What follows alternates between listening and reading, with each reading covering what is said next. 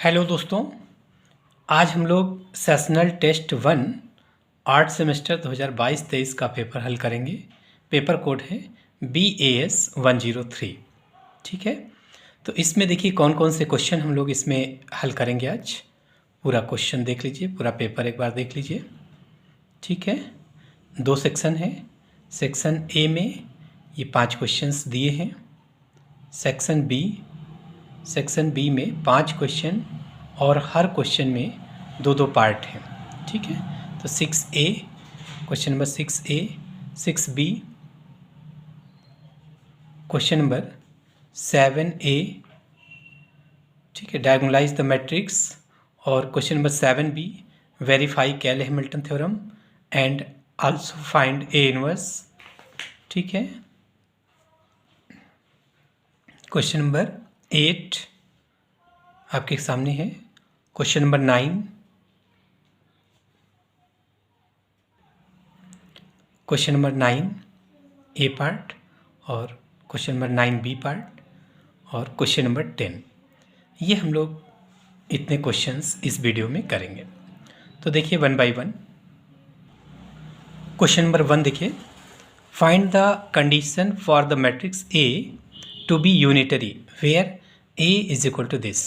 तो unitary matrix की condition क्या है? A star equal to I। क्या शर्त है? कोई भी मैट्रिक्स यूनिटरी कब होगी? जब A star equal to I, this equal to A star into A। ये अगर कंडीशन फॉलो करता है कोई भी मैट्रिक्स, तो मैट्रिक्स यूनिटरी हो जाती है। जहाँ पर A स्टार क्या है? A star equal to A bar का dash, bar means complex conjugate, और उसका ट्रांसपोज, या इसको हम लोग A डैश का होल बार, दोनों की वैल्यू A स्टार होती है, दोनों की वैल्यू सेम होती है। चाहे पहले कॉम्प्लेक्स कंजुगेट निकालें फिर ट्रांसपोज करें, या पहले ट्रांसपोज करके फिर कॉम्प्लेक्स कंजुगेट निकालें, वैल्यू सेम होती है। ठीक है, तो देखिए मैट्रिक्स यूनिटरी होने की शर्त क्या है कि A star equal to I is equal to A star into A। तो देखिए A मैट्रिक्स दी है, A बार निकाल लो। A बार कैसे निकलेगा? कॉम्प्लेक्स कंजुगेट, हर एक एलिमेंट का कॉम्प्लेक्स कंजुगेट ले लो, तो बस I की जगह माइनस I हो जाता है। तो A माइनस IC, ये माइनस B माइनस ID हो गया, और ये B माइनस ID, और ये हो गया A minus IC, A plus IC, I की जगह माइनस I हो जाता है। ठीक है, A प्लस आई का A minus I, A minus I का A प्लस आई हो जाता है। ठीक है, तो A बार निकल आया। A स्टार निकालो। A स्टार, अब इसको ट्रांसपोज कर दीजिए। फर्स्ट रो को फर्स्ट कॉलम बना दो, सेकंड रो को सेकंड कॉलम बना लीजिए। उसके बाद A star equal to I इसमें रख लीजिए। तो A given matrix A star, ये भी आपने निकाला है, दिस इक्वल टू I पता होता है 1 0 0 1। ठीक है, तो मल्टीप्लाई कर लीजिए। फर्स्ट रो फर्स्ट कॉलम है ना, मैट्रिक्स का मल्टीप्लिकेशन होता है रो बाय कॉलम। तो फर्स्ट रो फर्स्ट कॉलम पहला एलिमेंट हो गया, फिर फर्स्ट रो सेकंड कॉलम दूसरा एलिमेंट आ गया, फर्स्ट रो थर्ड कॉलम, और first row first row first column, फिर फर्स्ट रो सेकंड कॉलम, ये सारे एलिमेंट आ गए है ना। मल्टीप्लिकेशन तो आपको पता ही है। उसके बाद अब देखिए इसमें प्लस माइनस सब कैंसिल हो गए, ये भी कैंसिल हो गए। यहाँ पर क्या आ गया? A square plus C square plus B square plus D square, और यहाँ पर B square plus D square plus A square plus C square. Multiply करोगे तो ये आएगा। चलिए एक करके दिखा देते हैं। फर्स्ट रो फर्स्ट कॉलम, तो A plus IC, A minus IC into, और plus minus I plus ID into minus B minus ID। तो A plus IC, A minus IC कितना हो गया? A square plus C square, और ये minus B plus ID minus B minus ID, तो हो जाएगा माइनस B का whole square plus D square, that means B square plus D square. इसी तरीके बाकी हो जाएंगे मल्टीप्लिकेशन। तो अब दोनों साइड कंपेयर कर लीजिए। तो फर्स्ट एलिमेंट फर्स्ट से कंपेयर कर लो, तो A square plus B square plus C square plus D square equal to क्या आ गया? 1। या ये वाला एलिमेंट भी कंपेयर कर सकते थे 1 से। ठीक है, तो कंडीशन क्या आ गई? A square plus B square plus C square plus D square is equal to 1। ये रिक्वायर्ड कंडीशन हो गई। ठीक है, क्वेश्चन नंबर 2 क्या कह रहा है? क्वेश्चन नंबर 2 कि if the sum of 2 eigen values of and trace of 3x3 matrix A are equal, then find determinant A। Determinant A निकालना है, जबकि सम ऑफ 2 आइगन वैल्यू किसके बराबर दिखाना है? ट्रेस ऑफ A के बराबर। ठीक है, तो देखिए क्या होगा। हम लोग let the eigen values of 3x3 matrix are alpha beta gamma, हमने कंसीडर कर लिया। तो since sum of eigen values किसके इक्वल होता है, ट्रेस ऑफ द मैट्रिक्स, तो sum of eigen values alpha plus beta plus gamma is equal to trace of A. ठीक है, गिवन दैट क्या दिया है कि टू आइगन वैल्यूज का सम ट्रेस ऑफ ए के बराबर है, यानी अल्फ़ा प्लस बीटा, ये तो फार्मूला होता है कि sum of eigen values equal to trace of A, ये है कि और ट्रेस ऑफ ए क्या होता है, सम ऑफ डायगोनल एलिमेंट। ठीक है, तो ये तो फार्मूला है कि जितनी भी आइगन वैल्यूज, सभी आइगन वैल्यूज का सम ट्रेस ऑफ ए के बराबर है। लेकिन क्वेश्चन में ये दिए हैं कि टू आइगन वैल्यूज का सम ट्रेस ए के बराबर है, तो हमने मान लिया कि alpha plus beta is equal to trace A के बराबर है। तो अल्फ़ा प्लस बीटा क्या हो जाएगा, alpha plus beta is equal to trace A, alpha plus beta is equal to trace A के बराबर, और ट्रेस ए किसके बराबर है, alpha plus beta plus gamma के बराबर। तो हम लोग ट्रेस ए की जगह alpha plus beta plus gamma लिख सकते हैं। तो देखिए इसमें अल्फ़ा बीटा कैंसिल हो गया, गामा इज इक्वल टू 0 आ गया, एक आइगन वैल्यू 0 आ गई इसकी। ठीक है, और डिटरमिनेंट ए क्या होता है, determinant A is equal to product of eigen values. अगर किसी डिटरमिनेंट के आइगन वैल्यूज पता है तो उन सबको प्रोडक्ट कर दीजिए, वो डिटरमिनेंट ए के बराबर हो जाएगा। तो अल्फ़ा बीटा से हमें मतलब नहीं है, एक वैल्यू देखिए, एक आइगन वैल्यू 0 आ गई है, तो अब ये कुछ भी हो, एक अगर 0 आ गई तो इसकी वैल्यू 0 हो जाएगी। तो determinant A is equal to product of eigen value, that means alpha into beta into gamma. तो गामा की वैल्यू 0 रखते ही पूरा 0 आ गया, मतलब डिटरमिनेंट ए की वैल्यू 0 हो गई। तो किसी भी मैट्रिक्स का अगर एक आइगन वैल्यू 0 है तो उसका डिटरमिनेंट हमेशा 0 हो जाएगा। तो यहाँ पर एक आइगन वैल्यू आपने देखा है कि 0 आ गया, इसका मतलब इस डिटरमिनेंट की वैल्यू 0 आ जाएगी। ठीक है, क्वेश्चन नंबर 3 क्या कहा है, check the following system of equation is consistent और नॉट। इसको बताना है कि कंसिस्टेंट है या नहीं। तो चलिए हम लोग देखिए कैसे निकालेंगे। आर्गुमेंटेड मैट्रिक्स पहले निकाल लेते हैं। आर्गुमेंटेड मैट्रिक्स इक्वल टू ए और बी। ए मीन्स जो सिस्टम ऑफ इक्वेशन दिया है उनके कोफिशिएंट्स, तो और बी हो जाता है जो राइट साइड में, यानी जो उसकी कॉस्ट दी होती है, कॉस्ट मैट्रिक्स। ठीक है, तो देखिए जैसे ये सिस्टम ऑफ इक्वेशन लिखा है तो इसमें 1 1 1 और 1 1 1 और ये हो जाएगा आपका बी वाला जो कॉलम है 1 3 9 हो जाएगा। इसको मैट्रिक्स फॉर्म में लिखोगे ए एक्स इक्वल टू बी, तो ए क्या हो जाएगा 1 1 1, फिर 1 2 4, फिर 1 4 10 है ना, 1 4 10, और बी की वैल्यू हो जाएगी 1 3 9। तो वहीं यहाँ पर आपने आर्गुमेंटेड मैट्रिक्स निकाल लिया, आर्गुमेंटेड मैट्रिक्स ए बी। तो ये क्या हुआ, देखिए ऑगमेंटेड मैट्रिक्स लिख लिया, इसको इक्लान फॉर्म में चेंज कर लो। इक्लान फॉर्म क्या होता है, इसको 1 करके नीचे 0, फिर इसको 1 करके नीचे 0, इसको 1 करके नीचे 0, ऐसे करते रहते हैं, तो ये इक्लान फॉर्म होता है। ठीक है, तो देखिए इसमें रो ऑपरेशन अप्लाई करके, केवल रो ऑपरेशन अप्लाई करके इसको हम लोग इक्लान फॉर्म में चेंज कर लेते हैं। तो देखिए ये नीचे वाले सारे 0 करने हैं, तो हम लोग इसको की एलिमेंट मान के, मतलब इसकी हेल्प से नीचे वाले सारे 0 कर लेते हैं। तो इससे इसको घटा देंगे, R2 से R1 को घटा देंगे, 0 हो जाएगा। R3 से R1 को घटा देंगे तो यहाँ 0 हो जाएगा। ठीक है, तो ये दो ऑपरेशन अप्लाई करिए। R1 में कोई चेंज नहीं है, एज इट इज़ R2, इससे इसको घटा दो तो 0 आ गया, 2 - 1 1 आ गया, 4 - 1 3 आ गया, 3 - 1 2 आ गया, फिर इससे इसको घटा दो तो यहाँ 0 आ गया, फिर 4 - 1 कितना आया 3, फिर 10 - 1 कितना आया 9, और यहाँ 9 - 1 8 आ गया। ठीक है, देखिए अब 1 0 0 आ गया, इसको 1 करके नीचे 0 करना है, तो ये ऑलरेडी 1 आ गया, इसको 0 कर लीजिए। तो इसको 3 से अगर मल्टीप्लाई कर लें, किससे, R2 को 3 से मल्टीप्लाई करके R3 से घटा दें, तो R2 is replaced by R3 is replaced by R3 - 3 R2, तो ये वाला आपका 0 हो जाएगा। इसको 3 से मल्टीप्लाई करो और इससे घटा दो, तो ये क्या हुआ आपका 0। ये तो आप ये वाला R2 एज इट इज़ है, R3 में देखिए ये हो जाएगा 0, इसको 3 से मल्टीप्लाई किया आपने तो 9 - 9 0 आ गया, फिर 3 से किया तो 6, तो 8 - 6 8 - 6 कितना आ गया 2 आ गया। ठीक है, तो 1 0 0 1 0 0 यहाँ 1 आना चाहिए लेकिन 0 ही आ गया, तो बस ये इक्लान फॉर्म में चेंज हो गया। अब ए की रैंक निकालो, rank of A. Rank of A कैसे निकलती है, मैट्रिक्स इसको अभी इसको भूल जाइए और इसमें number of non zero rose count कर लो। तो नॉन जीरो रो क्या होती है, जिसके सभी एलिमेंट जीरो ना हो वो नॉन जीरो रो होती है। तो देखिए पहली नॉन जीरो रो है, दूसरी नॉन जीरो, तीसरी जीरो रो है। तो ए के लिए इसको हम हटा लेंगे, बी को हटा लेंगे, तो ए की रैंक कितनी हो गई, नंबर ऑफ नॉन जीरो रोज कितनी कितनी हो गई 2, 1 2 2 हो गई, ठीक है। तो ये रैंक ऑफ ए 2 हो गई। रैंक ऑफ सी मतलब ये पूरी मैट्रिक्स को लेंगे, पूरी मैट्रिक्स की रैंक निकाल लो। तो देखिए 1 non zero row, 2 3 non zero row हैं, तो इसकी वैल्यू हो जाएगी rank of C is equal to 3। तो दोनों की रैंक डिफर आ गई, rank of A not equal to rank of C. अगर दोनों की रैंक डिफर आती है, दोनों की रैंक अलग अलग आती हैं, तो सिस्टम ऑफ इक्वेशन क्या होता है, इनकंसिस्टेंट। इनकंसिस्टेंट का मतलब उसको हम लोग सॉल्व नहीं कर सकते हैं, नो सॉल्यूशन, ठीक है। अगला देखिए क्वेश्चन 4 में क्या पूछा है, find the nth derivative of y is equal to 1/ax plus B whole square. इसका nth डेरिवेटिव आपको निकालना है। तो y इज इक्वल टू क्या लिखा है, 1/ax plus B whole square. इसको न्यूमरेटर में ले लो, होल पावर -2 हो गया। तो y1 मतलब dy/dx first derivative, this equal to इसका डेरिवेटिव nx पावर n-1 से -2ax पावर -3 इंटू इसका डेरिवेटिव इंटू में और आ जाएगा, तो a आ जाएगा। फिर y2 मतलब इसी का फिर एक बार डेरिवेटिव कर लो, तो क्या हो जाएगा -2 और ये वाला हो जाएगा -3ax plus b power -4 into इसका डेरिवेटिव फिर एक आ जाएगा, तो a स्क्वायर हो जाएगा। a ऑलरेडी है, एक a और आ जाएगा, तो a स्क्वायर हुआ।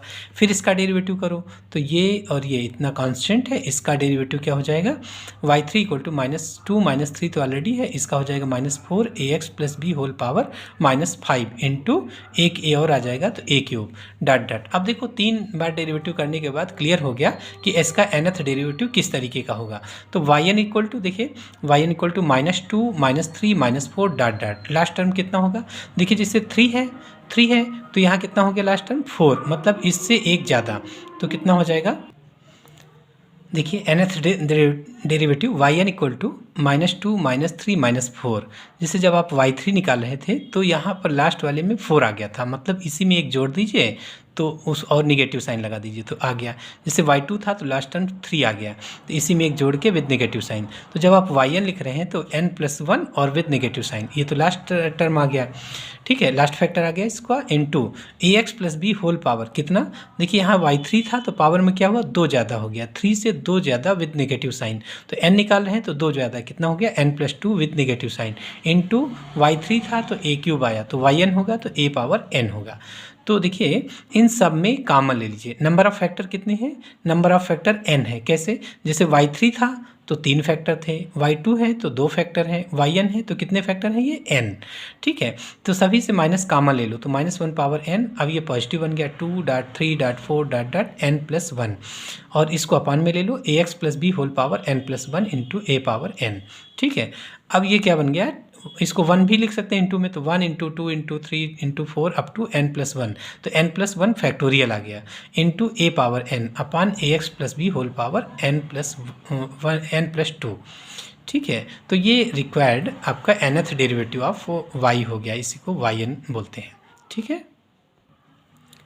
फिफ्थ क्वेश्चन देखिए, if u is equal to sec inverse x square plus y square upon x plus y, evaluate x del u upon del x plus y del u upon del y. एक यह है, इसमें choice थी या तो ये कर लें कि nth derivative of x power n-1 into, तो पहले हम लोग ये पहला वाला लेते हैं। तो देखिए क्या होगा, u is equal to sec inverse x square plus y square upon x plus y, है ना, सेक इधर कर लीजिए, तो sec u is equal to x square plus y square upon x plus y, x square common ले लो यहाँ पर और यहाँ x, तो ये हो गया 1 plus y square upon x square, यहाँ पर हो गया x into 1 plus y upon x, x cancel हुआ, x पावर 1 आ गया, तो ये कितना हुआ 1 प्लस वाई अपान एक्स का whole square upon 1 plus y upon x. तो देखिए इतना पूरा टर्म किसका फंक्शन है, y बाई एक्स, यानी y बाई एक्स जहाँ है वो एक साथ है, तो हम लोग लिख सकते हैं x की power 1 function of y by x, है ना। ये वाला टर्म चाहे जो हो, इसको अगर y बाई एक्स का टर्म है वो किसी भी तरीके का होगा तो हम लोग फाई y बाई एक्स इसको लिख लेते हैं। तो अब sec u f u is equal to sec u क्या हो गया, homogeneous function, homogeneous function of degree 1। Homogeneous function क्या होता है, देखिए होमोजीनियस फंक्शन होता है कि अगर f x y is equal to x की power n function of y by x, किसी भी एक्स वाई फंक्शन को इस तरीके से लिख सकें तो ये फंक्शन n डिग्री का होमोजीनियस फंक्शन होता है, ठीक है। और यूलर्स थ्योरम से हम लोग इसकी वैल्यू लिख सकते हैं del f upon del x plus x del f upon del x plus y del f upon del y, इसकी डायरेक्ट वैल्यू हो जाती है n इंटू एफ, ठीक है, ये यूलर्स थ्योरम होती है। तो हम लोग यहाँ यूलर्स थ्योरम अभी अप्लाई करेंगे। तो देखिए यू किसका function, f u is equal to क्या देखा है, सेक यू होमोजीनियस फंक्शन है 1 डिग्री का। Then by first deduction of Euler's theorem, अगर एफ होमोजीनियस फंक्शन ना होके एफ यू होमोजीनियस फंक्शन होता है तो क्या हो जाता है, x del u upon del x plus y del u upon del y is equal to n into f u upon f dash u. ठीक है, ये फर्स्ट डिडक्शन है यूलर्स थ्योरम का कि अगर मान लीजिए एफ होमोजीनियस फंक्शन नहीं है, ठीक है, एफ यू होमोजीनियस फंक्शन होता है। ठीक है, f u is the homogeneous function of degree n degree का। तो x del u upon del x plus y del u upon del y is equal to क्या हो जाता है, n into f u upon f dash u, ये formula है। ठीक है, यू होमोजीनियस फंक्शन नहीं, जैसे यहाँ पर यू लिखा था sec inverse x square plus y square upon x plus y, तो यू होमोजीनियस थोड़ी है, यू होमोजीनियस फंक्शन नहीं है। सेक को हमने इधर किया तो वो एफ यू हुआ, यू ना होके एफ यू क्या हुआ हमारा, सेक यू है ना, सेक यू नहीं था homogeneous function but sec u हो गया था। ठीक है, तो अगर ये एफ यू होमोजीनियस फंक्शन होता है तो हम लोग फर्स्ट डिडक्शन लगाते हैं। ठीक है, तो क्या हो जाएगा, x del u upon del x plus y del u upon del y is equal to n f u upon f dash u. N की वैल्यू 1, एफ यू क्या है, सेक यू, और सेक यू का derivative sec u tan u, sec u cancel, 1 upon tan u मतलब cot u. तो x del u upon del x plus y del u upon del Y की value क्या आ गई, cot you आ गई। ठीक है, इसी फिफ्थ का और वाला पार्ट देख लीजिए, वाई दिया था, इसका nth डेरिवेटिव निकालना है। ठीक है, तो हम लोग इसका फर्स्ट डेरिवेटिव y1 निकाला, तो function to function x power n minus 1 log x का 1/x plus n minus 1 into x power n minus 2, first का डेरिवेटिव इंटू सेकंड फंक्शन। ठीक है, ऐसा करते हैं, इसको x से मल्टीप्लाई कर देते हैं दोनों साइड में, अपान में x आ गया तो इसको पूरे को x से मल्टीप्लाई कर लेते हैं। तो x y1 equal to x power n minus 1 plus n minus 1 x power n minus 1 into log x, और इस वाले टर्म को y लिख सकते हैं क्योंकि ये y की वैल्यू दी है। ठीक है, तो क्या हो गया, x y1 equal to x की power n minus 1 plus n minus 1 into y. ठीक है, अब इसको हम लोग nth time n minus 1th time differentiate कर लेते हैं with respect to x by using Leibniz theorem, है ना, लेबनीज़ थ्योरम से इसको डिफ्रेंशिएट कर लेते हैं। तो लेबनीज़ थ्योरम क्या होती है, d n u into v, अगर u और v x के दो फंक्शन है तो nth डेरिवेटिव इसका होता है d n u into v, मतलब u का पहले nth डेरिवेटिव इंटू v होता है, प्लस NC1 d का एक डेरिवेटिव कम कर लो, un minus 1 d(n-1 u into d v plus NC2 d का एक बार इसका डेरिवेटिव कम करेंगे और इसका डेरिवेटिव बढ़ाते जाएंगे, तो इसका डेरिवेटिव एक और कम कर लो तो कितना हुआ, n-2u इंटू इसका डेरिवेटिव हो जाएगा d2v, है ना, प्लस डॉट nth टर्म क्या हुआ, तो NCN, जहाँ NCN आएगा वो लास्ट टर्म हो जाएगा, तो d power n minus n मतलब d पावर 0 मतलब u आ गया इंटू DNV।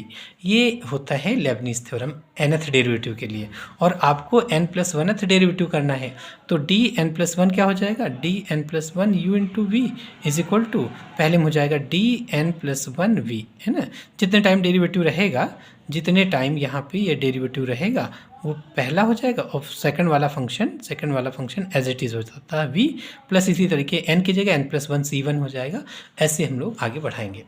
तो देखिए इसका लेबनीज़ थ्योरम से डेरिवेटिव कर रहे हैं, तो हमने पहले dn-1 टाइम्स डिफ्रेंशिएट करना है, कितने टाइम्स, dn-1 टाइम्स, तो dn-1 पूरे में लगा लिया, पूरे में dn-1 से मल्टीप्लाई कर लिया, ये कह लीजिए कि dn-1 हमने पूरे को मल्टीप्लाई में लिख लिया, तो dn-1 यहाँ पर dn-1 और dn-1, अब लगाइए रूल। ठीक है, तो रूल लगा लो इसमें, तो देखिए y1 और x दो फंक्शन हैं, इसमें जो x का पॉलिनोमियल होता है उसको v मानते हैं, ये u हो गया, ये v हो गया, तो dn-1 into u into vx आ गया, प्लस NC1, अब यहाँ n की जगह n-1 है तो n-1 c1, और इसका डेरिवेटिव एक कम कर लो, तो dn-2 y1 इंटू इसका डेरिवेटिव करके लिख लो, फिर अगले टर्म में इसका डेरिवेटिव 0 आएगा तो इसके आगे के सारे टर्म्स 0 हो जाएंगे, और इसका देखिए n-1 का x की पावर n-1 का n-1 टाइम्स डेरिवेटिव, तो n-1 फैक्टोरियल हो जाता है। ठीक है, कैसे, जैसे आपका D power n into x की पावर n का n टाइम्स डेरिवेटिव करोगे तो क्या आएगा, n फैक्टोरियल आ जाएगा। जैसे 2 स्क्वायर है और एक्स स्क्वायर का 2 बार डेरिवेटिव करो तो एक बार कितना आएगा, एक बार में 2x आ जाएगा, इसका दोबारा डेरिवेटिव करोगे तो 2 आएगा। ठीक है, तो जितने डिग्री का है पॉलिनोमियल उतने ही डिग्री का यहाँ पर अगर उतने टाइम्स डेरिवेटिव करते हैं, ठीक है, डी पावर n और मान लीजिए ax plus B whole power n, ये वाला फार्मूला लगा लें तो ये हो जाता है कितना, इसकी पावर n-1, यानी कि ये तो n फैक्टोरियल आ जाएगा और ax plus B whole power n-1 उनकी पावर 0, और हर बार इसको आप डिफ्रेंशिएट करते रहे हैं तो a पावर n आ जाएगा। ठीक है, n factorial into a power n। तो यहाँ पर देखिए कितना है ये वाला terms, x dn-1 into x power n-1, ए की जगह वैल्यू 1 है तो कितना हो जाएगा, n-1 फैक्टोरियल हो जाएगा। ठीक, बात समझ में आई। n-1 एक्स की पावर n-1 का n-1 टाइम डिफ्रेंशिएट करोगे तो n-1 फैक्टोरियल होगा। अगर यहाँ d power n x power n होता तो n फैक्टोरियल हो जाता, d के पावर n-2 एक्स के पावर n-2 होता तो n-2 फैक्टोरियल हो जाता। ठीक है, प्लस इसका डेरिवेटिव कर लो तो ये तो आपका n-1 इंटू वाई का n-1 टाइम्स डेरिवेटिव क्या हो गया, y n-1। ठीक है, क्योंकि first time derivative y1, second time derivative y2 dot n-1th time derivative n-1 हो गया। अब इसको लिख लीजिए सही से। तो देखिए ये वाला और ये ऐड कर लोगे तो यहाँ y के सुफिक्स में हो जाएगा, तो dn-1 y1, तो इसको और इसको जोड़ो तो 1 1 कैंसिल हो गया, yn into x plus n-1 c1 की वैल्यू n-1, और ये ऐड कर लो तो n-2 प्लस 1 n-1 हो गया, वो y के सुफिक्स में लिख लो, this equal to n-1 factorial plus n-1 into y n-1 लिखा ही है। ये देखिए ये और ये कैंसिल हो गया तो yn इक्वल टू क्या हो जाएगा, n फैक्टोरियल अपॉन x, और जो फंक्शन दिया था उसका nth डेरिवेटिव ही आपसे पूछा था तो कितना हो गया, n-1 फैक्टोरियल अपॉन x। ठीक है, और yn क्या है, dny, y का मतलब क्या दिया था, x की पावर n इंटू एक्स की पावर n-1, x की power n-1 into log x की power n-1 into log x। ठीक है, दिस इक्वल टू yn। ठीक, x की पावर ये n-1 है। क्वेश्चन नंबर 6 देखिए, 6a क्या कह रहे हैं कि find the rank of the following matrix A by converting into normal form. इसको नॉर्मल फॉर्म में कन्वर्ट करके रैंक निकालना है। ठीक है, आपको पता है 4 फॉर्म होते हैं नॉर्मल फॉर्म का, एक IR है ना 0 0 0, एक ये फॉर्म है, दूसरा होता है IR 0, और एक फॉर्म होता है IR 0, और ये एक होता है IR, है ना। ये 4 फॉर्म नॉर्मल है। IR मतलब rth ऑर्डर की आइडेंटिटी मैट्रिक्स, यहाँ rth ऑर्डर की आइडेंटिटी मैट्रिक्स, ये 4 फॉर्म है, 4 में से कोई ना कोई एक फॉर्म अपने आएगा। हम लोग क्या करेंगे, इसमें रो और कॉलम दोनों ऑपरेशन यूज कर सकते हैं। तो कैसे सॉल्व करेंगे इसको 1 बना के, फर्स्ट एलिमेंट को 1 करके नीचे के सारे एलिमेंट 0 करेंगे। ठीक है, फिर इसी 1 से इधर के सारे एलिमेंट 0 कर लेंगे कॉलम ऑपरेशन अप्लाई करके, फिर अगला डायगोनल एलिमेंट 1 लाएंगे, इसके नीचे के सारे एलिमेंट 0, इसके इधर के सारे एलिमेंट 0, ऐसा करते हुए चलेंगे तो अपने आप इनमें से कोई एक फॉर्म अपने आप आएगा। तो देखिए मैट्रिक्स ए दिया है, अब हम लोग इसमें एलिमेंट्री ऑपरेशन यूज कर रहे हैं। ठीक है, तो अब पहला एलिमेंट यहाँ पर 1 चाहिए, तो 1 लाने के लिए देखिए अगर R3 और R1 को इंटरचेंज कर लें तो यहाँ पर 1 पहुँच जाएगा। तो हमने R1 और R3 को इंटरचेंज कर लिया तो यहाँ ये मैट्रिक्स आ गई, ये वाला रो फर्स्ट में चली गई और फर्स्ट वाली थर्ड में आ गई। उसके बाद यहाँ इन दोनों को 0 करना है, 1 हो गया, इसके नीचे 0 करना है, तो इसको 5 से मल्टीप्लाई करके घटा दें और इसको 3 से मल्टीप्लाई करके ये घटा दें R3 से, तो ये दोनों 0 हो जाएंगे। तो ऑपरेशन क्या अप्लाई करें, R2 इसकी जगह 0 करना है, तो R2 माइनस 5 इंटू R1, इसको 5 से मल्टीप्लाई करके घटा दिया, और R3 इसकी जगह 0 करना है, तो R3 minus 3R1, R3 minus 3R1, 3 से मल्टीप्लाई करके घटा दिया, तो 1 0 0, इसको किससे मल्टीप्लाई कर रहे हैं, 5 से, तो कितना हुआ 1 प्लस 20, आपका 21 आ गया, है ना। इस तरीके से ये आ जाएंगे। उसके बाद फिर इधर के सारे एलिमेंट 0 करने हैं, तो क्या करेंगे, C2 इसको अगर अब इसको इसी को की लिमिट मान के इधर वाले सारे जीरो करेंगे। इसको अगर 4 से मल्टीप्लाई करके इन दोनों को ऐड कर दें, जीरो हो जाएगा। 11 से मल्टीप्लाई करके इससे इसको घटा दें तो यहाँ जीरो आ जाएगा। 19 से मल्टीप्लाई करके इसको ऐड कर दें तो यहाँ जीरो आ जाएगा। तो यही तीनों ऑपरेशन हम लोग अप्लाई कर रहे हैं। तो इधर वाले सारे जीरो हो गए। अब चूंकि इधर तो ऑलरेडी जीरो जीरो थे, तो चाहे जिससे जीरो को मल्टीप्लाई करोगे और कोई चीज़ ऐड करोगे तो सेम क्वांटिटी रहेगी। जैसे इसको ये वाला ऑपरेशन अप्लाई कर रहे हैं, R2 is replace by 4 plus C1 into 4 into C1। तो क्या हुआ, इसको 4 से मल्टीप्लाई करके इसको 4 से मल्टीप्लाई करके इसमें ऐड कर दो तो जीरो इंटू 4 जीरो ही रहेगा। 21 ऐड करोगे तो आपका वही रहेगा। तो कुल मिला के जब हम लोग कॉलम वाला काम करते हैं, इधर वाले जीरो करते हैं, तो ये वाले जीरो हो जाएंगे, बाकी एलिमेंट में कोई फ़र्क नहीं आएगा, एज इट इज़ रहेगा। तो बिना कोई कैलकुलेशन किए हुए आप बाकी एलिमेंट को एज इट इज़ उतार लीजिएगा। ठीक है, तो 1 0 0 आ गया। अब इसको 1 करना है, किसी भी तरीके से यहाँ पर आपको 1 लाना है। तो क्या करते हैं, R1 को R2 को 21 से डिवाइड कर देते हैं। R1 को 21 से डिवाइड कर देते हैं तो यहाँ 1 आएगा। तो 21 से आपने डिवाइड कर दिया R1 को। अब देखिए 1 हो गया, इसके नीचे जीरो करना है। तो इसको अगर 14 से मल्टीप्लाई करके इससे घटा दें तो यहाँ पर जीरो आएगा। तो ये क्या है, R3 is replaced by R3 minus 14 into R2। अब इसको की एलिमेंट मानेंगे तो कितना हो गया, 1 0 0, और कैलकुलेशन कर लोगे आप इजीली, है ना। इसको 14 से मल्टीप्लाई करके इससे घटा दोगे तो यही वैल्यू जाएंगी। उसके बाद 1 0 0 हो गया। अब इधर के एलिमेंट जीरो करने हैं तो क्या करें, यहाँ ऑलरेडी इसको -51/21 से मल्टीप्लाई करके ऐड कर दें, है ना, ऐड कर दें। ठीक है, तो ये हमारा ये वाला जीरो हो जाएगा।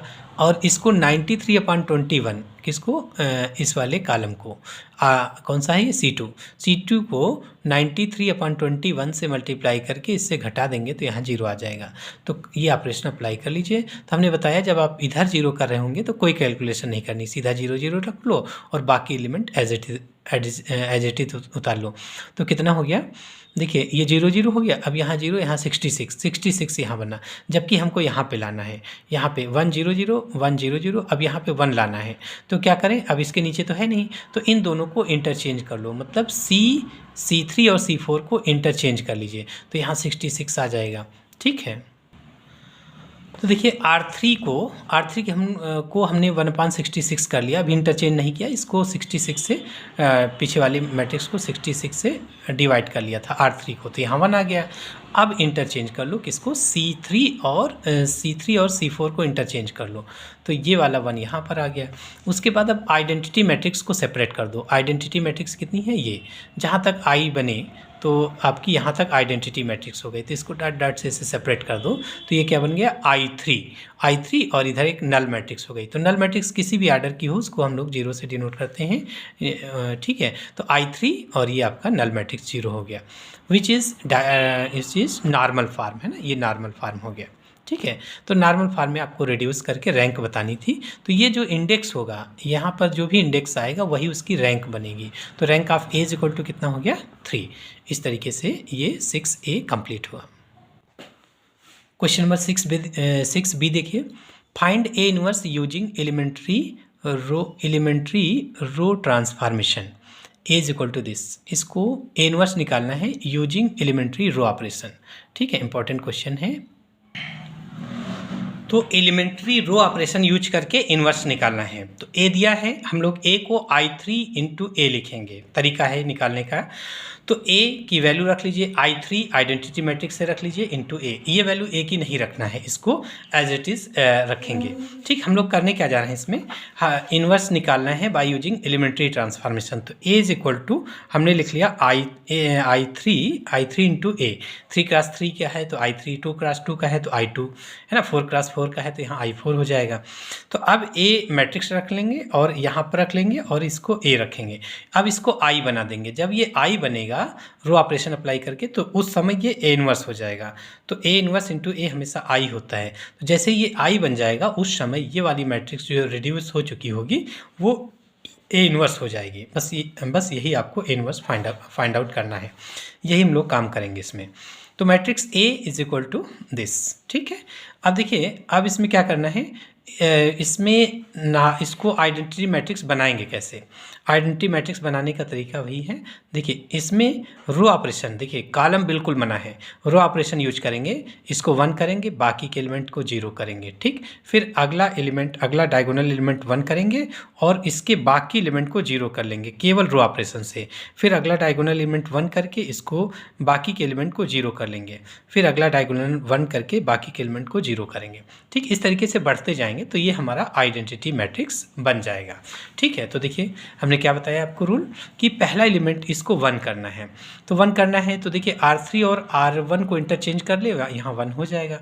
1 कई तरीके से कर सकते हैं, हम इसको 2 से डिवाइड कर सकते हैं तब भी 1 आ जाएगा, या इंटरचेंज कर ले तो 1 है। तो हम लोग प्रयास करते हैं कि फ्रैक्शन ना आए, ठीक है। तो इंटरचेंज कर लीजिए इन दोनों को, तो R1 और R3 को इंटरचेंज कर लिया, तो जो भी ऑपरेशन यहाँ अप्लाई करोगे सेम ऑपरेशन इसमें करते रहिएगा। इंटरचेंज कर लिया आपने इन दोनों को, उसके बाद अब 1 हो गया, इनके नीचे सारे एलिमेंट को 0 करो तो कितना हो जाएगा, देखिए इसको 4 से मल्टीप्लाई करके इससे घटा देंगे तो यहाँ 0 हो जाएगा, इसको 2 से मल्टीप्लाई करके इससे घटा देंगे तो यहाँ 0 हो जाएगा। सो ये क्या है R2, तो R2 is replaced by R2 minus 4R1, R2 minus 4R1, ये क्या है R3, तो R3 is replaced by R3 minus 2R1, ठीक है। ये ऑपरेशन अप्लाई करिए तो ये तो आपका 1 0 0 हो गया, R1 में कोई चेंज नहीं एज इट इज़। इसमें जब आप इसको 4 से मल्टीप्लाई करके इससे घटा दिया आपने तो 6 माइनस 8 कितना आया, 3 माइनस 8 माइनस 5 आया।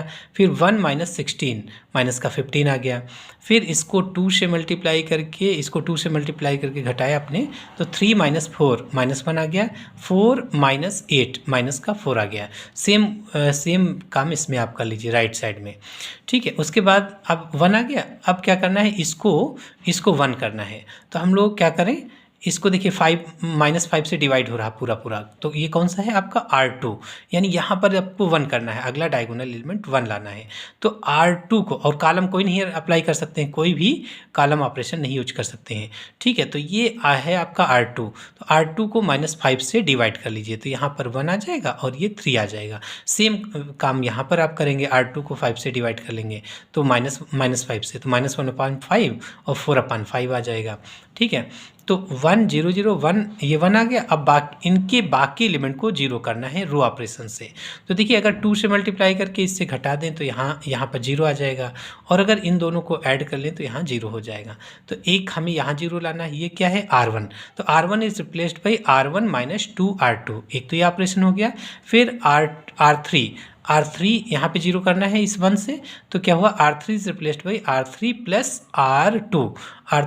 R2, ठीक है। तो ये ऑपरेशन अब जैसे ही आप इन दोनों मैट्रिक्स में अप्लाई करेंगे तो ये आ जाएगी मैट्रिक्स, ठीक है।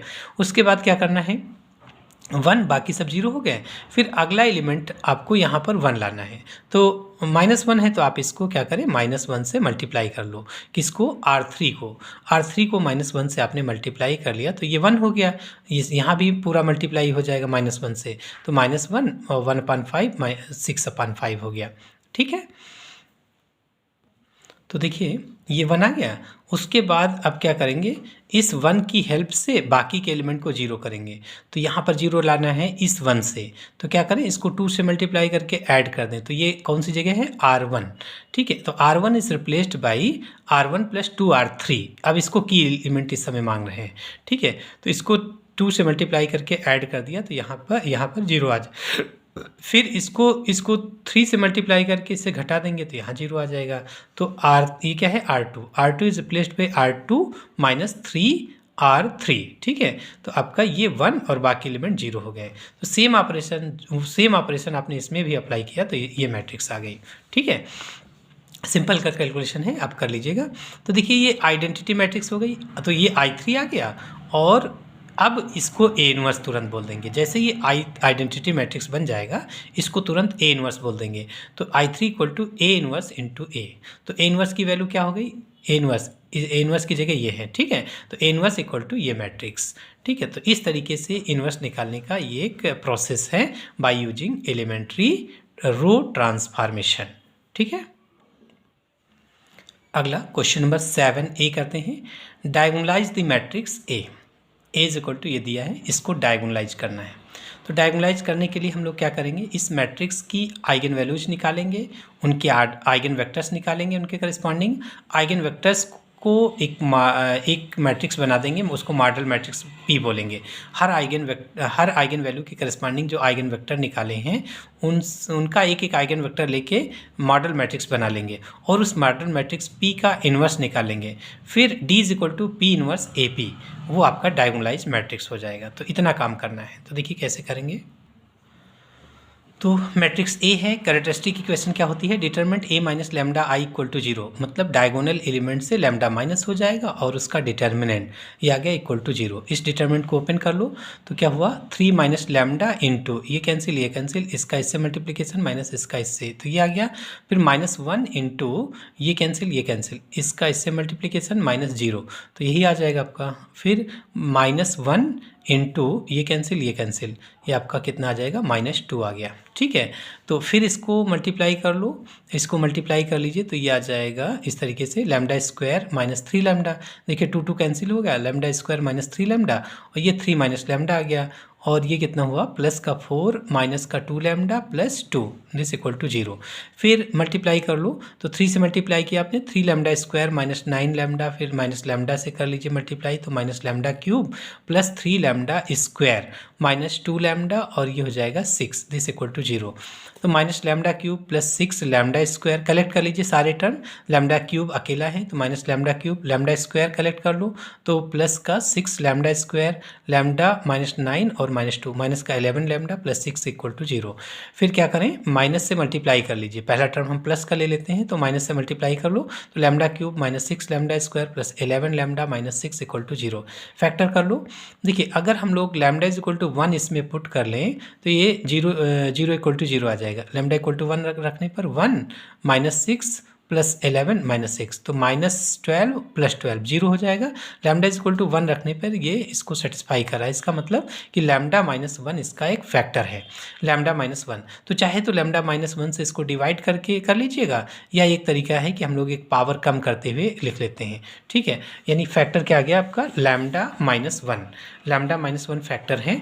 तो इस बात को ध्यान में रखना है। तो कैसे करेंगे, देखिए λ³ है, अब λ³ पहला टर्म लिख लो, फिर अगला एक पावर कम करके लिख लो λ², और हमको क्या लाना है, λ - 1 फैक्टर में आ जाए, λ - 1 ऐसा फैक्टर में आ जाए तो क्या करेंगे, यहाँ पर साइन आपका माइनस का आ जाएगा, माइनस का λ²। तो इनमें अगर हम लोग λ² कॉमन ले लेंगे तो क्या आ जाएगा, λ - 1 आ जाएगा। अब λ² बैलेंस करो, λ² आपका -6λ² है तो कितना करना पड़ेगा, -5λ² करना पड़ेगा।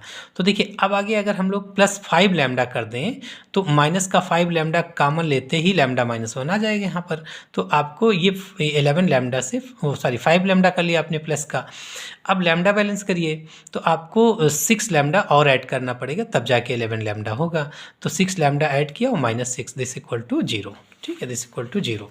तो कितना आया, λ² कॉमन ले लीजिए पहले से तो λ - 1 -5λ कॉमन ले लो इन दोनों में तो λ - 1 + 6 कॉमन ले लो तो λ - 1। अब इन तीन टर्म में λ - 1 कॉमन तो λ² -5λ + 6, इसके फैक्टर क्या हो गए, λ - 2 λ - 3। तो λ = 1 2 3, ये 3 आइगन वैल्यूज हो गई।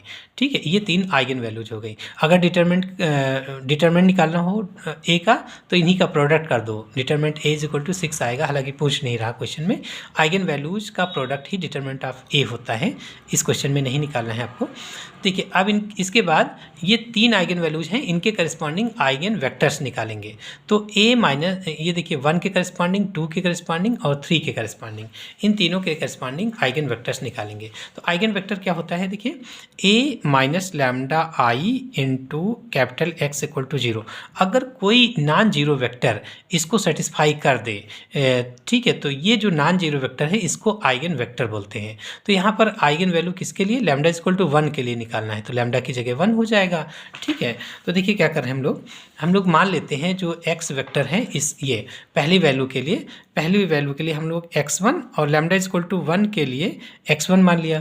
तो late x1 = x1 y1 z1 है ना, x1 को हमने क्या मान लिया, x1 = x1 y1 z1। Lambda is equal to 1 के लिए जो आइगन वेक्टर है ये वाला हमने कंसीडर कर लिया x1 y1 z1 be any eigen vector corresponding to eigen value lambda is equal to 1, lambda is equal to 1 के करस्पॉन्डिंग। चूँकि eigen vector is not unique, infinite eigen vector होते हैं किसी आइगन वैल्यू के corresponding, ठीक है। तो lambda is equal to 1 के करस्पॉन्डिंग हमने एक कोई आइगन वेक्टर माना, be any eigen vector corresponding to lambda is equal to 1, then A minus lambda I into x1 equal to 0 होता है ना, इसको सेटिस्फाई करेगा। A minus lambda x, A minus lambda x, A minus lambda I into x, इसको satisfy करेगा eigen vector अगर आपने माना है तो। x1 को आइगन वेक्टर माना है तो इस इक्वेशन को सेटिस्फाई करेगा। तो A minus lambda I into x1 equal to 0, ठीक है। ए माइनस लैम्डा आई, तो ए जो मैट्रिक्स है उसके डायगोनल से लैम्डा माइनस कर दो। लैम्डा कितना है 1, लैम्डा जो है 1 माइनस कर दोगे ए से, तो आपकी ये मैट्रिक्स आ जाएगी माइनस करने के बाद, इंटू x1 y1 z1 और इधर 0 0 0 हो गया, ठीक है। लैम्डा इज इक्वल टू 1 जब माइनस कर दोगे, यहाँ लैम्डा की जगह 1 रख लो, तो देखिए बाकी एलिमेंट तो एज इट इज़ है, डायगोनल वाले ही चेंज होंगे।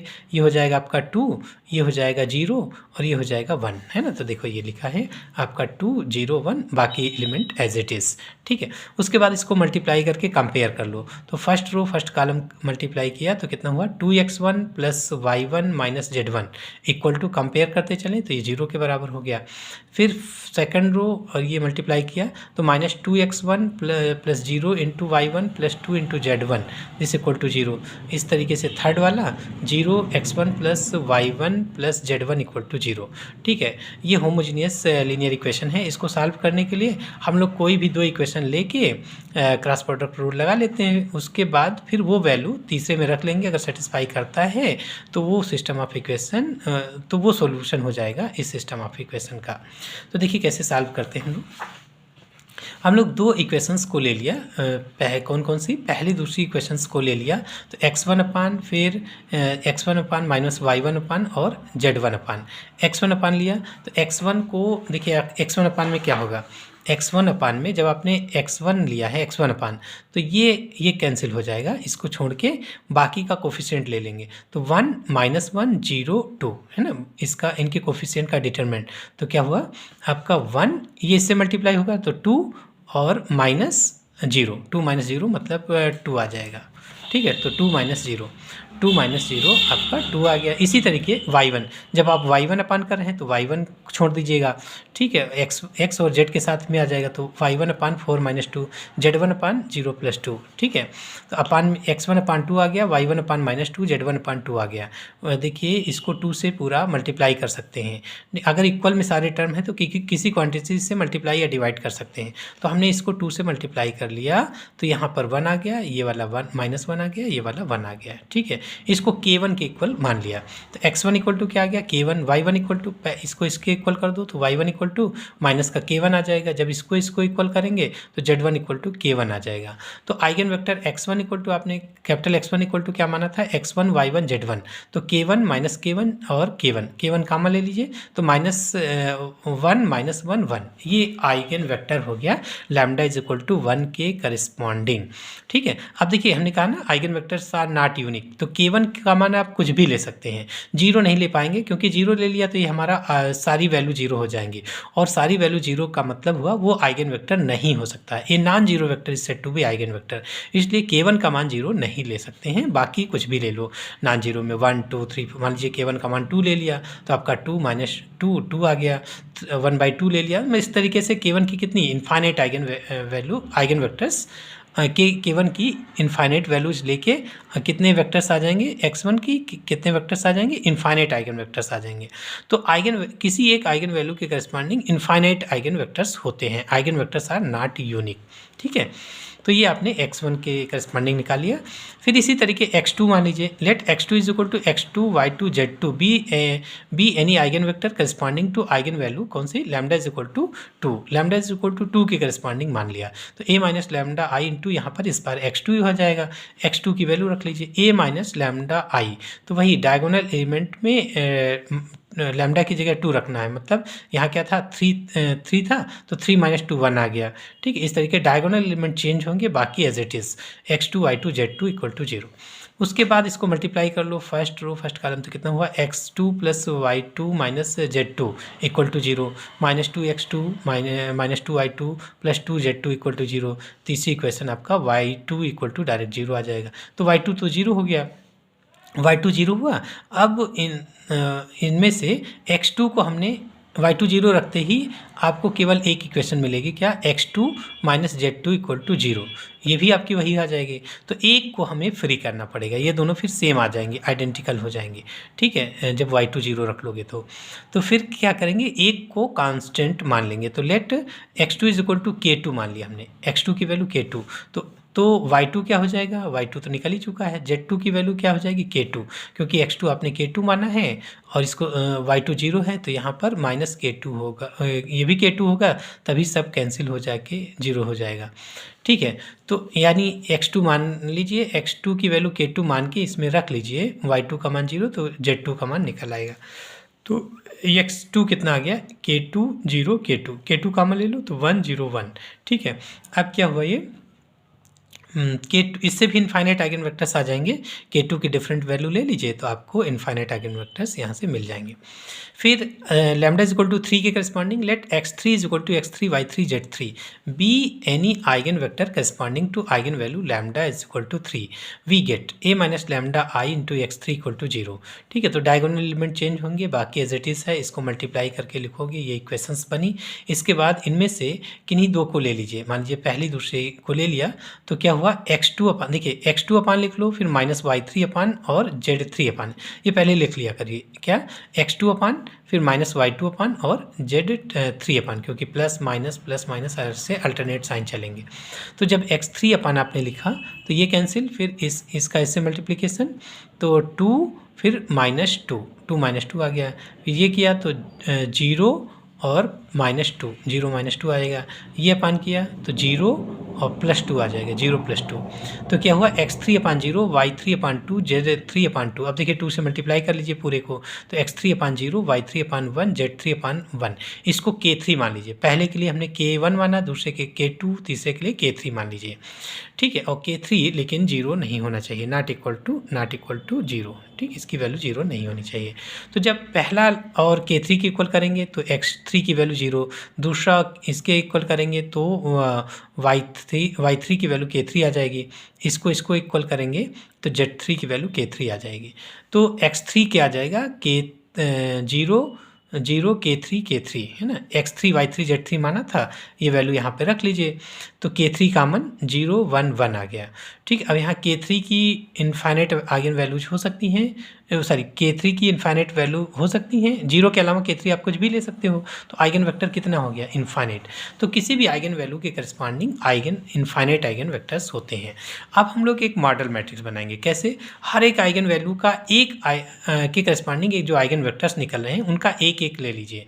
तो देखिए लैम्डा इज इक्वल टू 1 के करस्पॉन्डिंग हमने इसको कंसीडर कर लिया, k1 इक्वल टू 1 लेने पर, देखिए इनफाइनाइट होंगे, इनमें से कोई भी ले लीजिए आप, 2 -2 2 ले सकते हैं, कोई भी एक ले लीजिए, ठीक है। 3 -3 3 ले सकते हैं, कुछ भी ले लीजिए, इनफाइनाइट आइगन वेक्टर्स है, उनमें से कोई एक यहाँ से उठा लीजिए और दूसरे वाले से भी एक उठा लो, यहाँ से हमने 1 0 1 उठा लिया और तीसरे से इसको 0 1 1, तीनों आइगन वैल्यू के करस्पॉन्डिंग जो आइगन वेक्टर्स निकलते हैं उनसे एक आइगन वेक्टर उठा के एक मॉडल मैट्रिक्स बना लिया।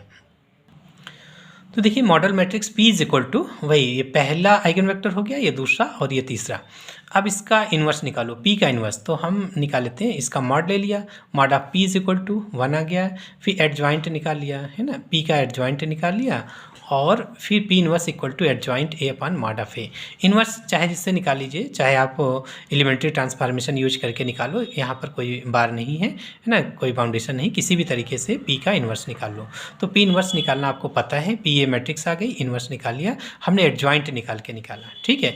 एडजॉइंट में adjoint P is equal to transpose of cofactor matrix है ना, कोफैक्टर्स निकाल लो, उसको ट्रांसपोज कर लीजिए। जैसे हम एक एलिमेंट बता दें ये वाला, तो ये कैंसिल कर लो, कोफैक्टर निकालो, इस एलिमेंट का कोफैक्टर क्या हो जाएगा, ये कैंसिल, इसका डिटरमिनेंट तो क्या हुआ 1 -0, तो कितना हो गया, और कितना आ गया आपका 1 है ना, -1 इसका डिटरमिनेंट लिया आपने तो 0 -1 तो माइनस का 1 आ गया है ना। इसी तरीके से हम लोग कोफैक्टर्स निकालेंगे, पहले उसको ट्रांसपोज कर देंगे तो वो आपका एडजॉइंट पी आ जाएगा। कोफैक्टर्स निकाल के पहले हर एक एलिमेंट का कोफैक्टर निकाल के रख लीजिए, उसको ट्रांसपोज कर दीजिएगा तो आपका पी इनवर्स आ जाएगा, है ना। और सॉरी एडजॉइंट पी आ जाएगा। तो पी इनवर्स इक्वल टू कितना होता है, adjoint P upon mod of P. तो आपने पी इनवर्स निकाला, किसी भी तरीके से पी इनवर्स निकाल लीजिए। पी इनवर्स निकालने के आपके पास कई फार्मूले हैं। तो अब डायगोनलाइजेशन का फार्मूला था D is equal to P inverse A P. P inverse अभी आपने निकाला है, ए गिवन मैट्रिक्स है और पी जो अभी आपने मॉडल मैट्रिक्स बनाई है। इन तीनों को मल्टीप्लाई कर लो, ठीक है। इन दोनों को मल्टीप्लाई कर लो, ये आ गया। तीसरा ये है, फिर इन दोनों को मल्टीप्लाई कर लो, ये आ गया। आपको क्या मैट्रिक्स का मल्टीप्लिकेशन क्या होता है, रो बाई कॉलम।